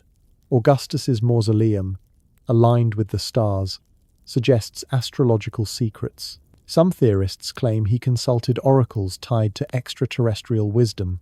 His reforms a blueprint for eternal rule. Pax Romana's economy boomed, as Joe McConnell's ice core data from Greenland reveals. Lead pollution spiked around 27 before Common Era, signaling Iberian silver mining surge. Las Medullas, in Spain, scarred by hydraulic techniques, yielded gold through Ruinamontium mountain destruction. Pliny the Elder described it as apocalyptic, but was this engineering human alone? Fringe ideas suggest Roman miners used lost technologies, perhaps sonic devices from Atlantis, to shatter rock. The wealth built roads like the Appian Way, spanning 28,600 miles, connecting an empire of 50 million. Yet, this connectivity hid vulnerabilities. The paradox of progress saw urbanization breed disease, with baths spreading infections. Some speculate deliberate contamination, a curse of empire, orchestrated by rivals or internal factions. The secret of longevity is Rome's most enduring enigma. Popular mechanics posits Rome never fell but evolved, its influence persisting through the Vatican and banking elites. The Church, adopting Roman structures, became a vessel for this continuity. Constantine's shift to Constantinople in 330, before Common Era, and the Western Empire's fall in 476 may have been a ruse, with power relocating eastward while secretly guiding the West. Medieval popes wielded Roman authority, their rituals echoing pagan rites. Some claim underground networks, catacombs hiding texts and relics preserved Rome's essence, influencing Renaissance thinkers and modern institutions. The Holy Roman Empire, proclaimed in 800, revived the title, while theorists link it to global conspiracies, suggesting Rome's eternal city status is literal, its cabal controlling events from shadows. This theory gains traction from artifacts. The Pantheon's dome, engineered with concrete lost for centuries, hints at suppressed knowledge. Rediscovered in the Renaissance, it fueled architectural revivals. Some speculate Rome's concrete formula involved volcanic ash and secret additives, perhaps alchemical. The Vatican's archives, holding millions of documents, are rumored to conceal proofs of this continuity texts on ancient tech or extraterrestrial contacts. Forbidden to most, they fuel conspiracies. Does the Church guard Rome's true history, including pacts with otherworldly beings? Myths of Romulus's divine parentage or Augustus's comet omen are cited as evidence of cosmic involvement. Rome's social fabric adds intrigue. Citizenship expanded, integrating slaves and conquered peoples, swelling legions. Yet, inequality festered, with patricians hoarding wealth. The Gracchi brothers' reforms in the 2nd century before Common Era sparked civil strife, foreshadowing the Republic's end. Julius Caesar's rise and assassination in 44, before Common Era unleashed wars, resolved by Augustus. Some see a pattern of engineered chaos, with elites using crises to consolidate power, a tactic allegedly persisting today. The Sibylline books, prophetic texts consulted in crises, were destroyed in 83. Before Common Era, their secrets lost or hidden. Theorists claim copies survive in Vatican vaults, foretelling Rome's eternal reign. Pax Romana's cultural bloom masked mysteries. Literature, from Virgil's Aeneid glorifying Rome's destiny to Horace's Odes, celebrated imperial ideals. But beneath, esoteric traditions thrived mystery cults like Mithraism, with underground temples, suggesting hidden spiritual networks. Some link these to extraterrestrial lore, their rituals echoing Egyptian star worship. Rome's adoption of Greek gods, rebranded as Roman, may have preserved ancient secrets, blending pantheons to control beliefs. As Pax Romana flourished, Rome's explosion reshaped the world, its roads and laws enduring. Yet, the secret of longevity persists, with theories of unbroken influence through the Vatican and elites. Did Rome evolve rather than fall, its essence guiding history? The Pantheon stands eternal, its oculus gazing skyward, perhaps to stars holding the answer. These enigmas draw us forward to the paradoxes and plagues that tested this mighty empire. In the heart of Rome's golden age, an invisible force shaped the empire's ascent, weaving prosperity with threads of environmental fortune and economic might. From the dawn of the Republic in 509 before Common Era to the zenith of Pax Romana under Augustus, Rome harnessed the riches of the earth: silver from Iberia, gold from Spain, grain from Egypt to forge an empire spanning millions. Yet, beneath this triumph, a delicate balance teetered, governed by a climate so favorable it seemed almost ordained. The Roman climatic optimum, a period of warmth and bounty, fueled this expansion, but its origins spark questions. Was this climatic gift a stroke of luck, or a manipulated blessing hiding darker truths? Could Rome's relentless exploitation of the earth, marked by lead-laced skies and ravaged mountains, conceal a conspiracy of poison or a pact with forces beyond nature? Rome's economy was a marvel, a machine of conquest and commerce that dwarfed its predecessors. By the time Augustus claimed power in 27, before Common Era, Rome controlled a vast network, its roads stretching 28,600 miles, linking 50 million people across 3 continents. The Tiber River, flowing through the city, carried goods from distant lands, wine from Gaul, olive oil from Spain, and grain from Egypt's Nile Delta. The port of Ostia, with its massive jetties, welcomed ships laden with 400,000 tons of grain annually, feeding a city of 1 million. Joe McConnell's ice core studies from Greenland reveal a surge in lead pollution around this time, a testament to Rome's silver mining in Iberia. The mines of Rio Tinto, worked by tens of thousands, produced silver for coins that fueled trade with India and China. But this wealth raises a chilling question. Was it tainted? Some theorists, citing grunge, suggest lead from these mines poisoned Rome's elite, driving emperors like Nero to madness. Could this have been deliberate? A slow sabotage by rivals or a hidden cabal? The Roman climatic optimum, spanning roughly 200 before Common Era to 200 Common Era, was the empire's silent partner. Warmer temperatures, as evidenced by Mediterranean plankton fossils, increased evaporation, bringing abundant rainfall.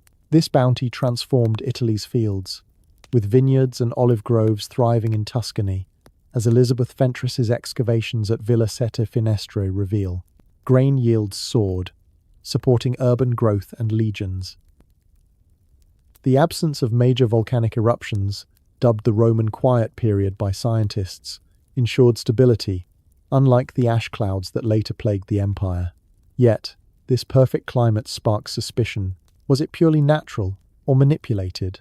Fringe theories propose ancient weather control, with Roman augurs priests reading omens using rituals or devices to summon rains.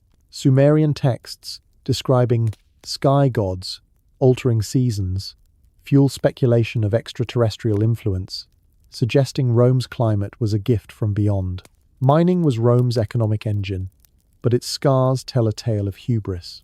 At Las Medulas in Spain, Romans pioneered hydraulic mining, channeling 18 million litres of water through aqueducts to erode mountains for gold. Pliny the Elder called it ruina montium, a destruction so vast it reshaped the earth. Archaeological surveys reveal a landscape of ravines and spires, a testament to Rome's ambition. But was this technology entirely human?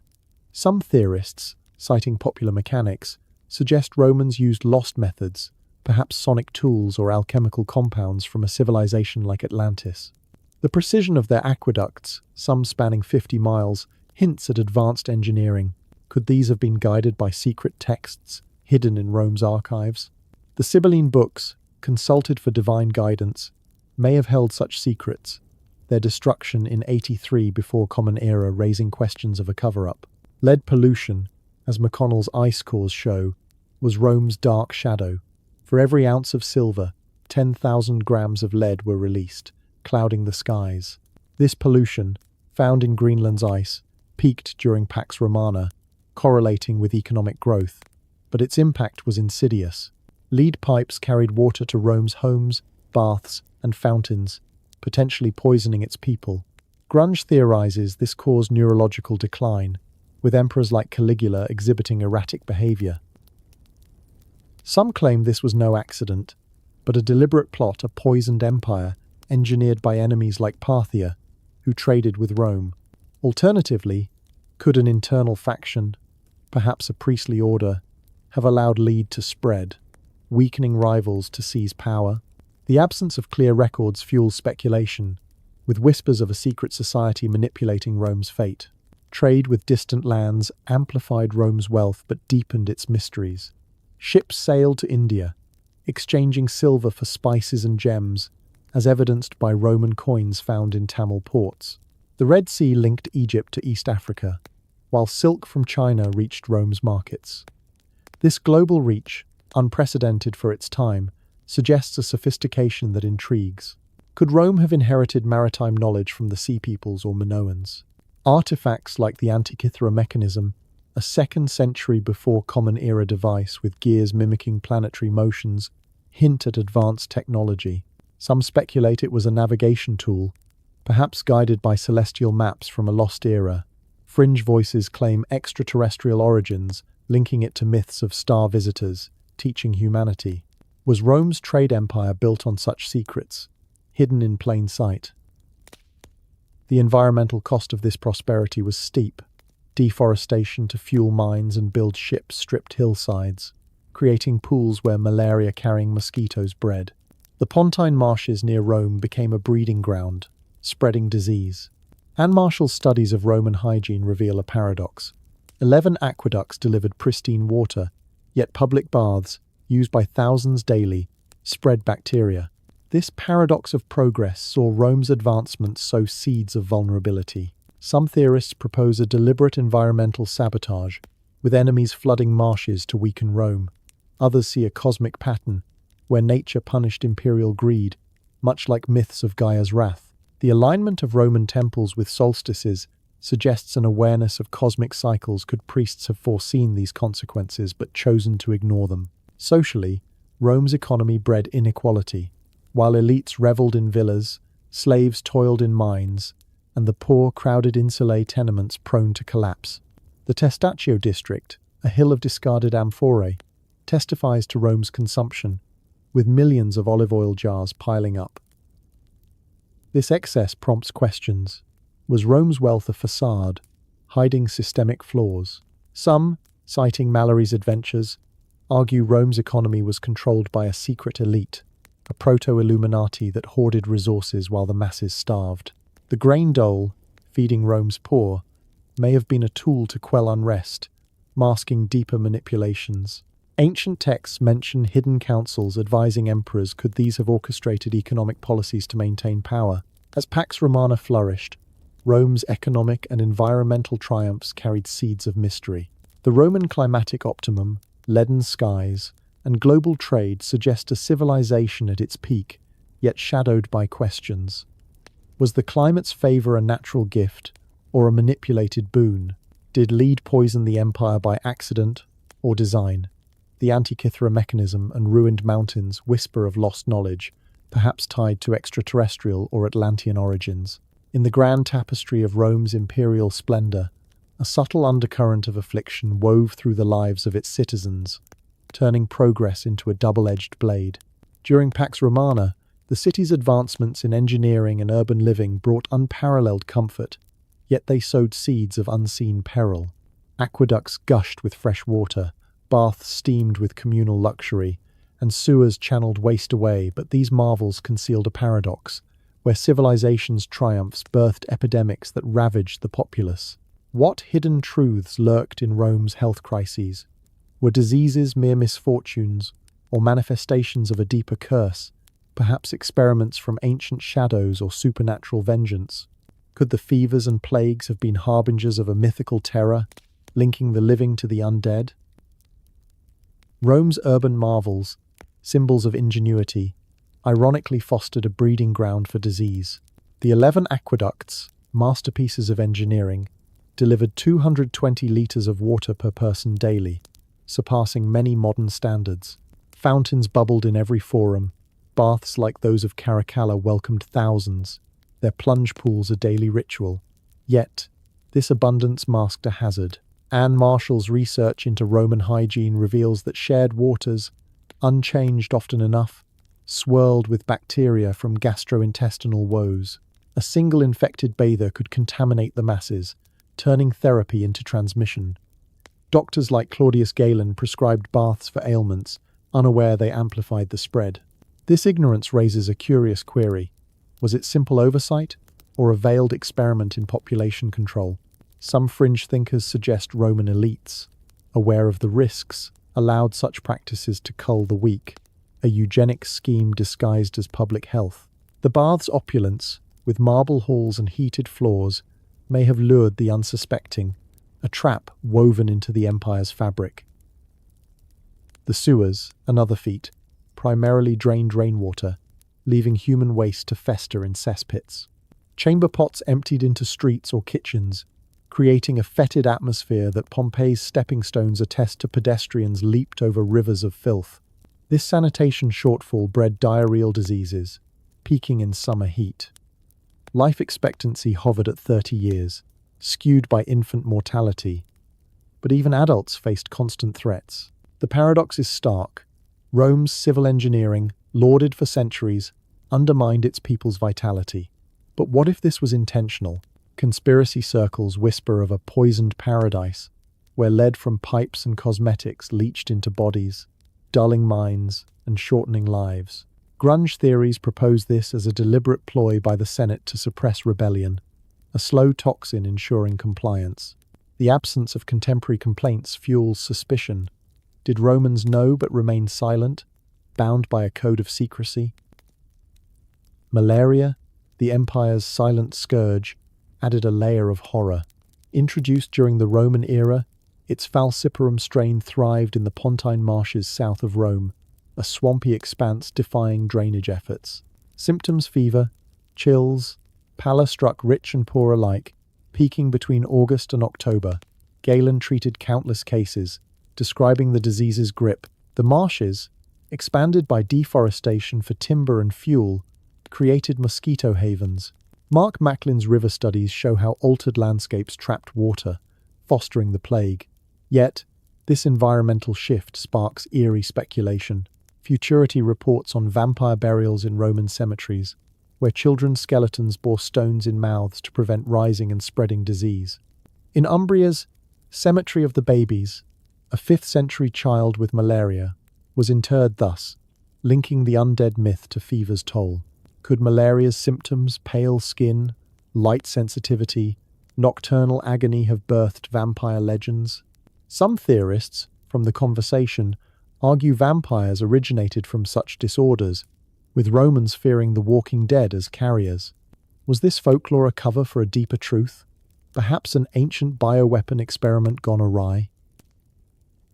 The notion of supernatural ties intensifies the intrigue. Vampire myths, predating Dracula by centuries, may stem from porphyria or rabies, but malaria fits the profile: victims wasting away, their return as ghosts explained by delirium. In New England's tuberculosis outbreaks, vampires were blamed, with bodies exhumed to halt spread. Rome's context suggests similar fears: graves with bricks in mouths, puppies buried alongside, or toad bones scattered, as noted in SN Explores. These vampire burials imply Romans viewed disease as unholy, a curse from the underworld. Fringe voices, like those on Reddit, propose malaria as a divine punishment, inflicted by gods, angered by imperial overreach. Others tie it to extraterrestrial origins, claiming aliens seeded pathogens to test humanity, with Rome's baths as unwitting vectors. The Church's later vampire hunts may have roots in these Roman terrors, preserving a legacy of fear. Galen's writings offer a window into this medical maze. As a physician to gladiators and emperors, he treated malaria with herbs and observation, but his methods were limited by ignorance of germs. The empire's global reach imported diseases, plagues from the east, fevers from Africa, amplifying the paradox. Trade routes that brought silk and spices also carried invisible killers. This connectivity, while enriching, exposed vulnerabilities. Some speculate a deliberate introduction of pathogens, a biological warfare tactic by foes like Parthia. Conspiracy theories from History.com link vampires to consumption, but in Rome, malaria's role as a microbe with fangs fits eerily. The fever's seasonal surge, aligning with harvest festivals, may have inspired rituals to ward off evil spirits, blending health and superstition. Rome's response to these ailments was innovative yet flawed. Public health measures, like grain doles and baths, aimed to sustain the populace, but they backfired. The paradox deepened. An empire conquering lands could not vanquish microbes. This irony fuels questions of a hidden agenda. Was disease a tool for social engineering, thinning herds to maintain control? Or did elites possess cures, hoarded in secret vaults? The Vatican's archives, rumored to hold ancient medical texts, may conceal such knowledge, linking Rome's past to modern conspiracies. Theories from Queen's Gazette suggest vampire myths masked real disorders, but in Rome, they may have served to distract from environmental failures. As we reflect on Rome's health enigmas, the paradox of progress reveals a civilization at war with itself.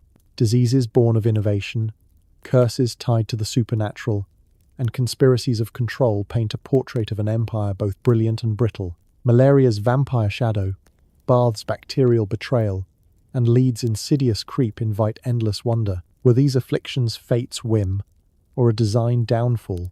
The answers, buried in bones and baths, whisper of truths that may forever elude us, drawing us toward the plagues that would test Rome's resilience. By the way, dear listeners, where are you joining us from tonight?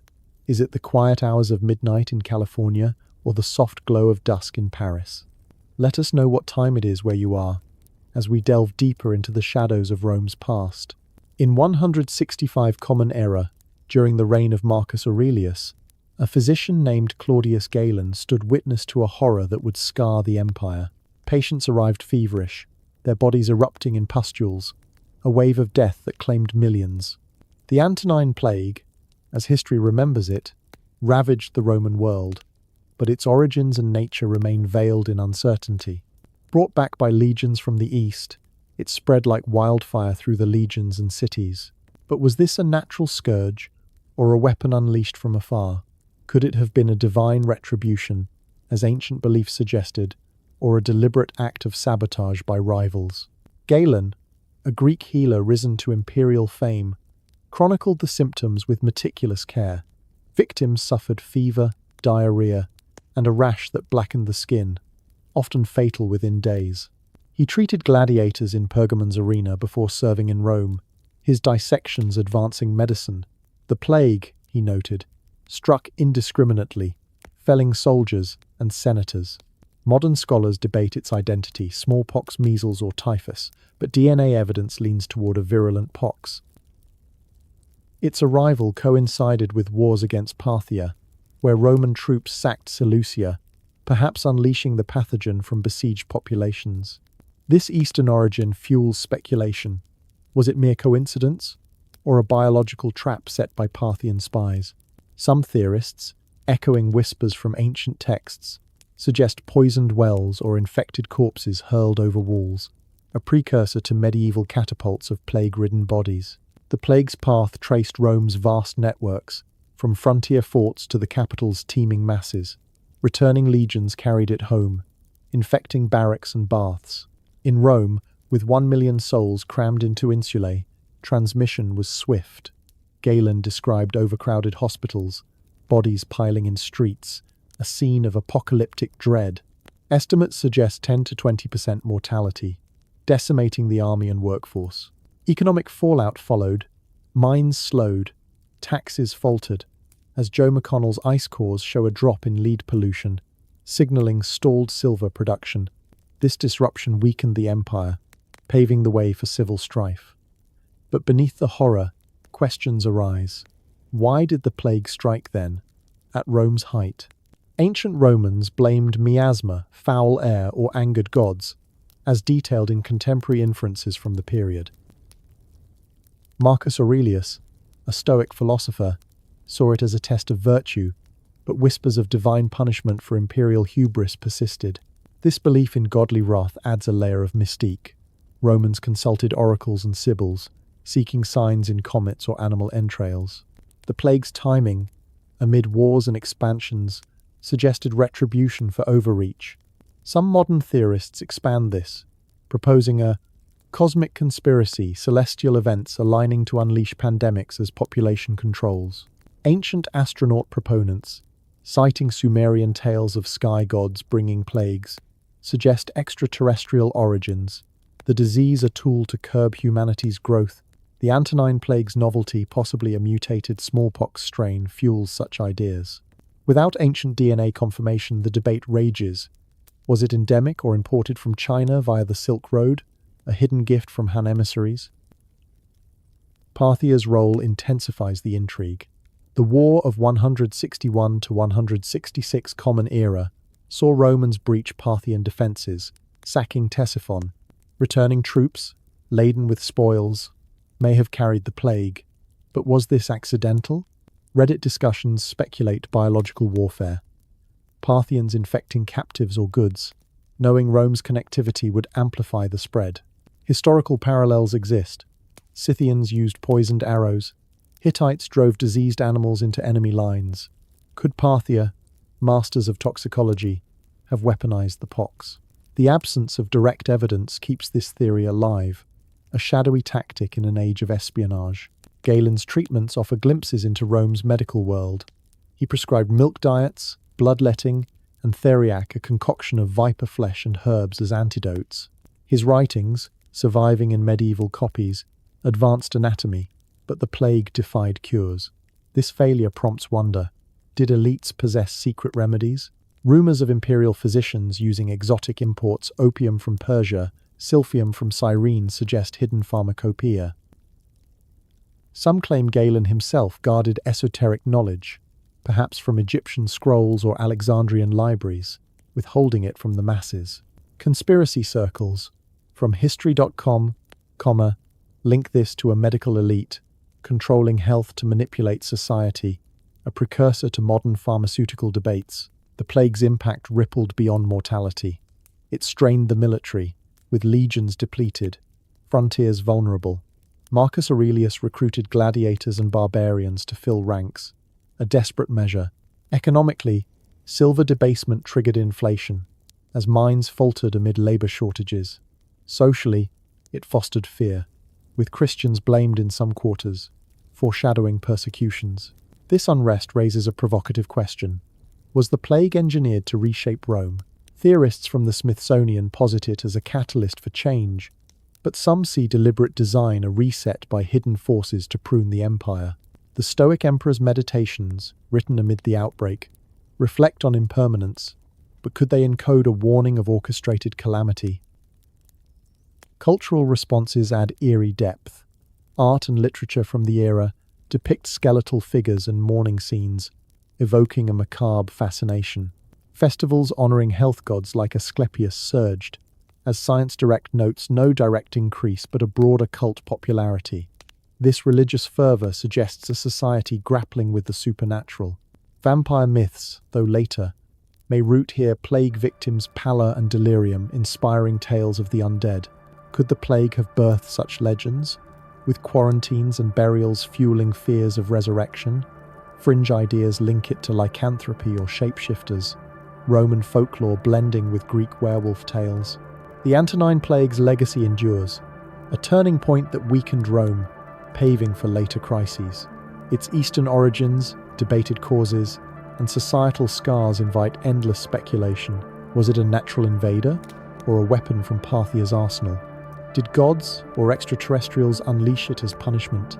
Galen's accounts, preserved through centuries, offer clues, but no closure, leaving us to ponder if the plague was fate's hand or a human scheme.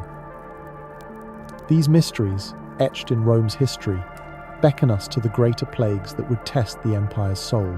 In the bustling heart of Constantinople, where the spires of Hagia Sophia pierced the sky, a silent killer descended in 541 Common Era, transforming the Byzantine Empire into a realm of despair. Emperor Justinian, visionary ruler dreaming of Rome's restoration, watched as his ambitions crumbled under the weight of an unseen foe. Bodies piled in streets, towers overflowed with the dead, crushed like grapes in God's wrathful press. The Justinianic plague, history's first pandemic, claimed 30 to 50 million lives.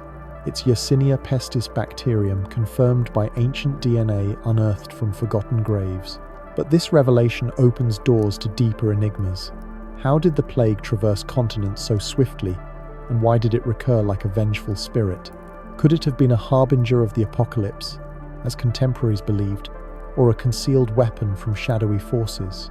Let us sift through the bones and chronicles of this cataclysm, where science meets superstition, and uncover if the plague signaled the end of the world, or something far more insidious. The plague erupted in Pelusium, an Egyptian port, before racing to Constantinople in 542 Common Era. Eyewitnesses like Procopius described swollen buboes, blackening limbs, and delirium, with death claiming 80% of victims. It spread westward to Italy, Gaul and Spain, and northward to Britain, as recent DNA finds in Anglo-Saxon graves confirm. Christiana Scheib's team at the University of Tartu extracted Yersinia pestis from a young male's tooth in Edix Hill, England, proving the plague's reach to remote hamlets of 60 to 70 souls. This rural penetration defies logic. How did it leap from urban hubs to isolated farms? Some scholars point to fleas on rats, hitchhiking via trade, but the speed suggests more perhaps deliberate dissemination through infected goods or travelers.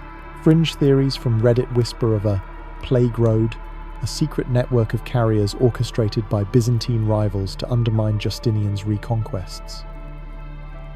DNA analysis has revolutionized our understanding, pinning the blame on Yersinia pestis, the same bacillus behind the Black Death. Scheib's lab drills into ancient teeth, extracting pathogen genomes from bloodstream remnants. The strain's virulence, causing bubonic, septicemic, and pneumonic forms, explains the horror fleas biting humans after rodent hosts died, aerosols spreading it person to person. But the DNA holds puzzles. Why did this variant emerge then, and vanish after 750 Common Era? Comparisons with modern strains suggest mutations, perhaps engineered. Conspiracy circles, as noted in Wikipedia and PNAS discussions, speculate biowarfare Justinian's enemies in Persia or Arabia, releasing it to halt his North African and Italian campaigns. The plague's timing, amid victories, fuels this. Was it a desperate counterstrike, using infected animals or corpses? The recurrence, every 10 to 15 years for 2 centuries, amplifies the mystery. It haunted the Mediterranean, striking Constantinople repeatedly, where Justinian built Hagia Sophia as a plea for divine mercy. Procopius likened it to apocalyptic visions, bodies bursting in towers evoking Revelation's winepress of wrath. This biblical echo suggests contemporaries viewed it as the end times, a punishment for sin. Cambridge's Ulf Bundtgen links it to the late antique Little Ice Age, starting 536 Common Era, with volcanic eruptions blocking sun, cooling the planet, and driving rodents into human settlements. Tree rings from Italian Alps show stunted growth in 536 to 540, a cold snap that may have triggered the outbreak. But was this volcanic fury natural, or a cosmic sign? Some theorists, from National Geographic, propose a comet impact or solar flare exacerbated the chill, aligning with prophecies of darkened skies. The end of the world narrative grips the imagination. In 541 Common Era, the plague coincided with Justinian's legal reforms and architectural feats, yet it halted his reconquests. Historians, like those in PNAS, debate its impact: tens of millions dead, economies shattered, populations halved. But revisionists argue exaggeration, citing sparse records. This discrepancy sparks suspicion. Did Byzantine chroniclers inflate the toll to justify failures, or suppress truths? Conspiracy theories from Reddit posit a Great Reset, with elites using the plague to depopulate and rebuild. Echoing modern COVID debates, some claim Justinian's court knew of cures, herbal antidotes, or quarantines, but withheld them, culling the masses. The emperor's survival, despite infection, fuels this. Did he access secret remedies from Persian alchemists or Egyptian scrolls? DNA's role unveils further intrigue. Scheib's findings in England, a backwater far from Constantinople, imply unknown roots, perhaps via unrecorded trade or migration. The bacterium's genome, sequenced from teeth, matches Black Death strains, suggesting persistence. But why did it vanish? Some speculate mutation to dormancy, lurking in rodent reservoirs. Others, from live science, link it to extinction after devastating hosts. Yet, fringe voices propose suppression, an ancient bioweapon deactivated by its creators. Theories from Quora tie it to the plague of the Philistines millennia earlier, suggesting cyclic releases by a timeless cabal.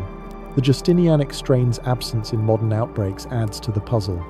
Was it engineered to self-destruct? A controlled apocalypse? Cultural responses deepen the enigma. Justinian's era saw apocalyptic fervor, with chroniclers invoking Revelation's plagues. The Emperor's Code, compiling Roman law, may have been a bid for order amid chaos. Hagia Sophia, completed in 537 Common Era, stood as defiance, its dome a heavenly mimic, but earthquakes in 551 damaged it, seen as divine displeasure. Some, from De Gruyter, draw parallels to COVID-19, where pandemics reshape societies. Conspiracy angles suggest the plague as a false flag, blamed on barbarians to justify wars. Persian sources hint at mutual accusations, fueling biowarfare theories.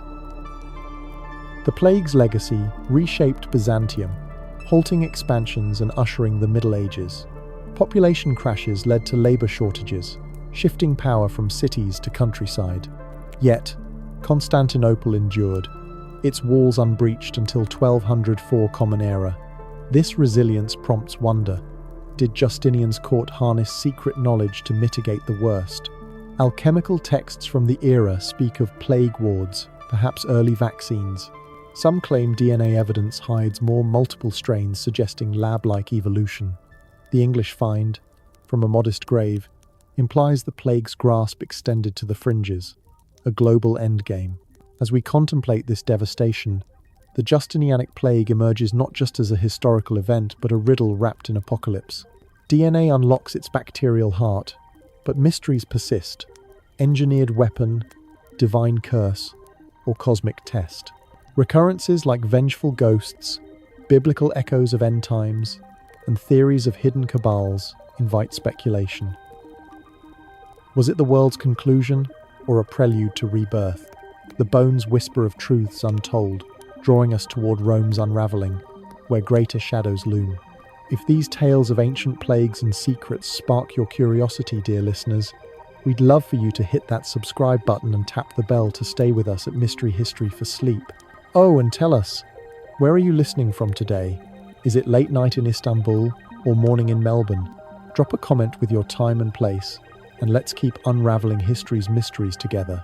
As the sun set on the eternal city, casting long shadows over its crumbling forums, the fall of Rome in 476 Common Era marked not an end, but a metamorphosis shrouded in secrecy. Odoacer deposed the last emperor, Romulus Augustulus, and the Western Empire dissolved into barbarian kingdoms. Yet, whispers persist that Rome never truly fell, that its essence endures, a perpetual force guiding history from the shadows. Through the Vatican's labyrinthine halls or the corridors of global power, could Rome's spirit still reign? What if the collapse was a masterful illusion, a strategic retreat allowing the empire to evolve undetected? The narrative of Rome's collapse is etched in history's annals.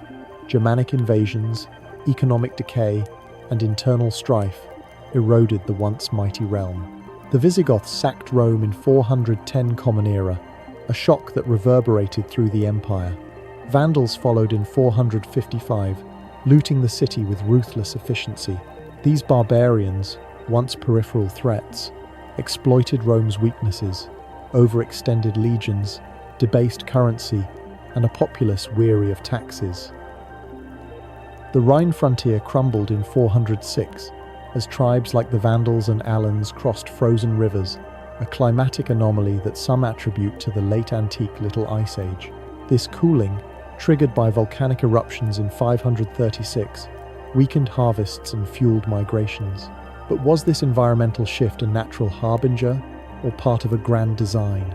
Theorists speculate that Roman elites, foreseeing the end, orchestrated the invasions, using barbarians as proxies to dismantle the old order and rebuild in secrecy. The Eastern Empire, under Justinian, attempted revival, reconquering Italy and North Africa. Yet, the Justinianic plague of 541 decimated populations, halting momentum. Constantinople endured, but the West fragmented into kingdoms like those of the Ostrogoths and Franks. Traditional historians cite overexpansion and moral decline, as Edward Gibbon argued in his 18th century tome. However, a bolder perspective emerges. What if the fall was feigned? Mallory's Adventures posits that Rome transitioned to a stealth mode, its power relocating to the church. Constantine's conversion in 312 and the Edict of Milan in 313 integrated Christianity, transforming the empire's structure. The Pope, as Bishop of Rome, inherited imperial authority, with the Vatican becoming a repository of ancient knowledge. This theory suggests the fall was a rebranding, allowing Rome to influence through faith rather than force. The Vatican's role in this eternal conspiracy is central. Its archives, spanning 12 miles of shelves, hold documents from Roman times, inaccessible to outsiders. Some claim they conceal proofs of continuity, imperial edicts morphing into papal bulls, or maps of hidden treasuries funding global endeavors. The donation of Constantine, a forged 8th century document granting the church western lands, exemplifies this manipulation. Exposed as fake in the 15th century, it nonetheless shaped medieval power. Theorists argue such forgeries were deliberate, perpetuating Rome's grip. The Swiss Guard, Vatican's protectors, wear Renaissance uniforms echoing Roman legions, a symbolic nod to enduring might. Could the church be Rome's vessel? Its doctrines a code for control. Global elites allegedly carry this torch. The Holy Roman Empire, crowned in 800 by Charlemagne, revived the title, blending Germanic and Roman legacies. Its dissolution in 1806 did not end the influence. Some see it in modern institutions like the European Union, headquartered in Brussels but inspired by Roman unity. Conspiracy circles, from popular mechanics, claim Rome's descendants through bloodlines or secret societies wield power via banks and governments. The Rothschilds or Rockefellers are sometimes linked, their fortunes tied to ancient treasuries. The Federal Reserve's architecture, mimicking Roman temples, fuels speculation of a financial empire rooted in antiquity. Is this mere coincidence, or a deliberate echo? Military echoes persist. Rome's legions, with their eagle standards, inspired later armies, the Napoleonic eagle or the American bald eagle.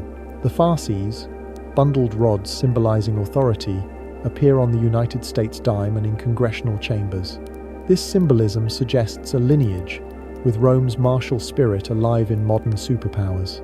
Theorists posit underground networks catacombs, extending beyond Rome, hiding relics and plans.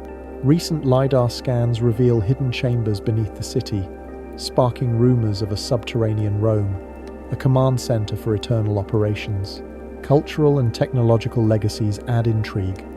Rome's concrete, lost for centuries, was rediscovered, its formula involving volcanic ash suggesting alchemical secrets.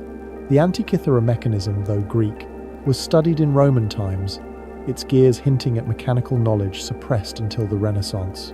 Some claim the Vatican hoarded such devices, releasing them strategically to advance agendas. The Gregorian calendar, reformed in 1582 by Pope Gregory XIII, refined Julius Caesar's system, linking past and present. This temporal control raises questions. Does Rome still dictate time? Its calendar, a subtle chain? The fall itself may have been staged. Odoacer, deposing Romulus Augustulus, sent the imperial regalia to Constantinople, acknowledging Eastern supremacy. This seamless transition suggests orchestration, with the West falling to allow reinvention. Barbarian kings adopted Roman titles, preserving administration. The church filled the vacuum, its bishops stepping into senatorial roles. This continuity implies a plan, with elites migrating power eastward while maintaining Western influence through monastic orders. The Benedictines, founded in 529, preserved Roman knowledge, their scriptoria copying texts that survived the Dark Ages. Modern parallels intensify the mystery. The European Union's motto, "United in Diversity," echoes Rome's inclusive empire. Brussels institutions mimic the Senate, with the euro evoking Roman coinage. Some, from Mallory's Adventures, see this as Rome's resurrection, with the Vatican pulling strings. The World Economic Forum or United Nations are cast as extensions, their globalism rooted in imperial universalism. Bloodlines like the Orsini or Colonna families, claiming Roman descent, allegedly influence from shadows. Esoteric dimensions deepen the allure. Rome's cults, like Mithraism with its underground temples, may have evolved into secret societies. Freemasonry's symbols, compasses, squares trace to Roman builders. The Illuminati, founded in 1776, are linked to this lineage.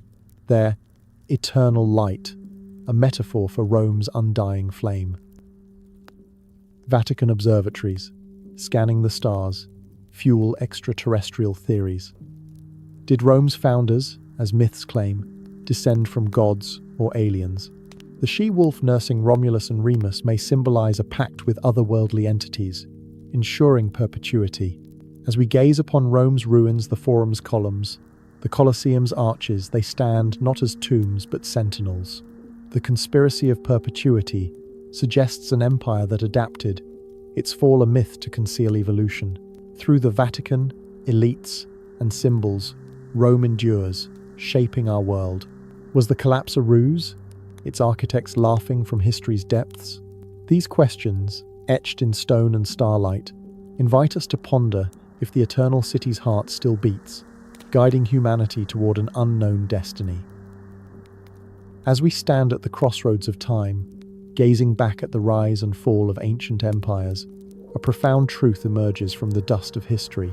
From the Bronze Age's catastrophic collapse to Rome's enduring legacy, the story of humanity is one of ambition, triumph, and vulnerability, interwoven with mysteries that defy answers. The droughts that starved empires, the plagues that decimated millions, and the conspiracies whispered in shadowed halls all point to a singular lesson. Our fate is bound to the whims of the earth and the secrets we may never unravel. Yet, as we face our own era of climate upheaval and global crises, these ancient tales resonate with eerie relevance. Are we doomed to repeat their mistakes, or is there a hidden hand guiding us toward a new reset? Could the lessons of the past conceal a blueprint for survival, or a warning of an orchestrated collapse? Let us weave together the threads of these ancient enigmas, reflecting on their echoes in our world, and ponder if the shadows of history hold the key to our future. The Bronze Age collapse, 3,200 years ago, was a cataclysm that reshaped civilization. Empires like Egypt, the Hittites, and Mycenae fell as droughts withered crops, trade networks crumbled, and the sea peoples swept through. Science pollen grains, stalagmites, ice cores reveals a climate crisis, but mysteries linger. Were comets or volcanoes the culprits? Or did ancient elites manipulate scarcity, as some Reddit theorists claim, to reset power structures akin to a new world order? The sea peoples, shrouded in ambiguity, might have been refugees or agents of a cosmic plan, their origins tied to Atlantis or extraterrestrial guidance, as National Geographic muses. Egypt's survival under Ramses III, marred by the harem conspiracy, hints at internal betrayals, perhaps orchestrated by a proto-Illuminati to shift control. These events, mirrored in today's climate migrations, suggest a cycle where environmental stress breeds chaos.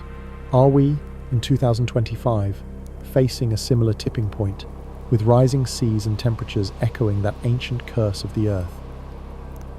Rome's saga amplifies this warning. Pax Romana's prosperity, fueled by the Roman Climatic Optimum, built an empire of 50 million, its roads and aqueducts marvels of engineering. Yet, the paradox of progress saw urban splendor breed disease, malaria from marshes, bacteria in baths. The Antonine plague, possibly smallpox, and the Justinianic plague, confirmed by Christiana Scheib's DNA as Yersinia pestis, killed millions, exposing vulnerabilities in Rome's global web. Were these plagues natural, or, as Reddit speculates, bioweapons from Parthia or Persia, designed to cripple empires?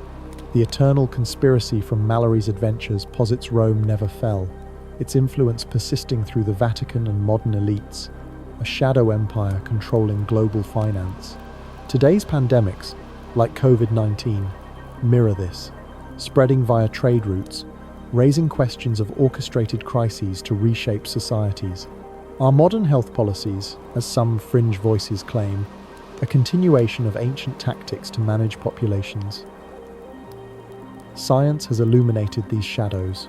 Daphne Langut's pollen studies, Joe McConnell's ice cores, and Ulfbu Entiken's tree rings pinpoint climate's role in ancient collapses, while Scheib's ancient DNA unveils plague origins. This collaboration, as Joe Manning at Yale advocates, rewrites history, showing humanity's dependence on nature. But it also fuels intrigue. Do these discoveries conceal suppressed truths? Vatican archives, rumored to hold Roman texts, might guard secrets of lost technologies, Antikythera-like devices, or alchemical cures echoing Atlantis myths. Theorists from popular mechanics suggest modern institutions, like the United Nations, inherit Rome's universalism. Their climate agendas, a veiled attempt to repeat ancient resets. The alignment of ancient temples with stars, from Egypt's pyramids to Rome's pantheon, hints at cosmic knowledge, perhaps extraterrestrial, guiding these cycles. Our world mirrors these ancient crises. Climate change, with rising temperatures and extreme weather, threatens food security, as seen in recent IPCC reports. Migrations, from Syrian refugees to climate-displaced communities, recall the Sea People's desperate flight. Pandemics, spreading via global trade, echo the Antonine and Justinianic plagues. Conspiracy theories, from Reddit and Quora, see a new world order orchestrating these. A modern cabal descended from Bronze Age elites or Roman senators, manipulating crises for control. The World Economic Forum's Great Reset rhetoric fuels such claims, suggesting a planned societal overhaul. Are these parallels coincidence or evidence of a timeless agenda? The absence of clear answers keeps us tethered to the mystery, wondering if history's lessons are warnings or scripts. Yet, hope emerges from these shadows. Ancient societies adapted Egypt's resilient farming, Rome's enduring East showing human ingenuity. Today, renewable energy and global cooperation offer paths forward, but the mysteries persist. Do elites guard ancient knowledge, as Mallory's Adventures posits, to steer our fate? The Vatican's observatories, scanning for cosmic signals, revive tales of sky gods guiding Rome. The Antikythera mechanism, a star-tracking relic, suggests lost sciences that could aid us if unearthed. These enigmas urge us to question, are we pawns in a cycle, or can we break free? The stars, watched by ancient priests, may hold clues, their light a bridge between past and future. As we close this journey, the lessons of history shine clear. Humanity is fragile, bound to Earth's rhythms. The Bronze Age's droughts, Rome's plagues, and today's crises show our vulnerability. Yet, the mysteries, Atlantis, alien influences, eternal cabals keep us searching. Are we repeating the past or forging a new path? The answers, hidden in ruins and skies, beckon us to listen, to learn, to wonder. For those captivated by these tales, join Mr. H on Mystery History for Sleep, where we unravel more secrets. Subscribe and ring the bell to stay with us as we chase the truths that shape our world, past and present, under the watchful stars.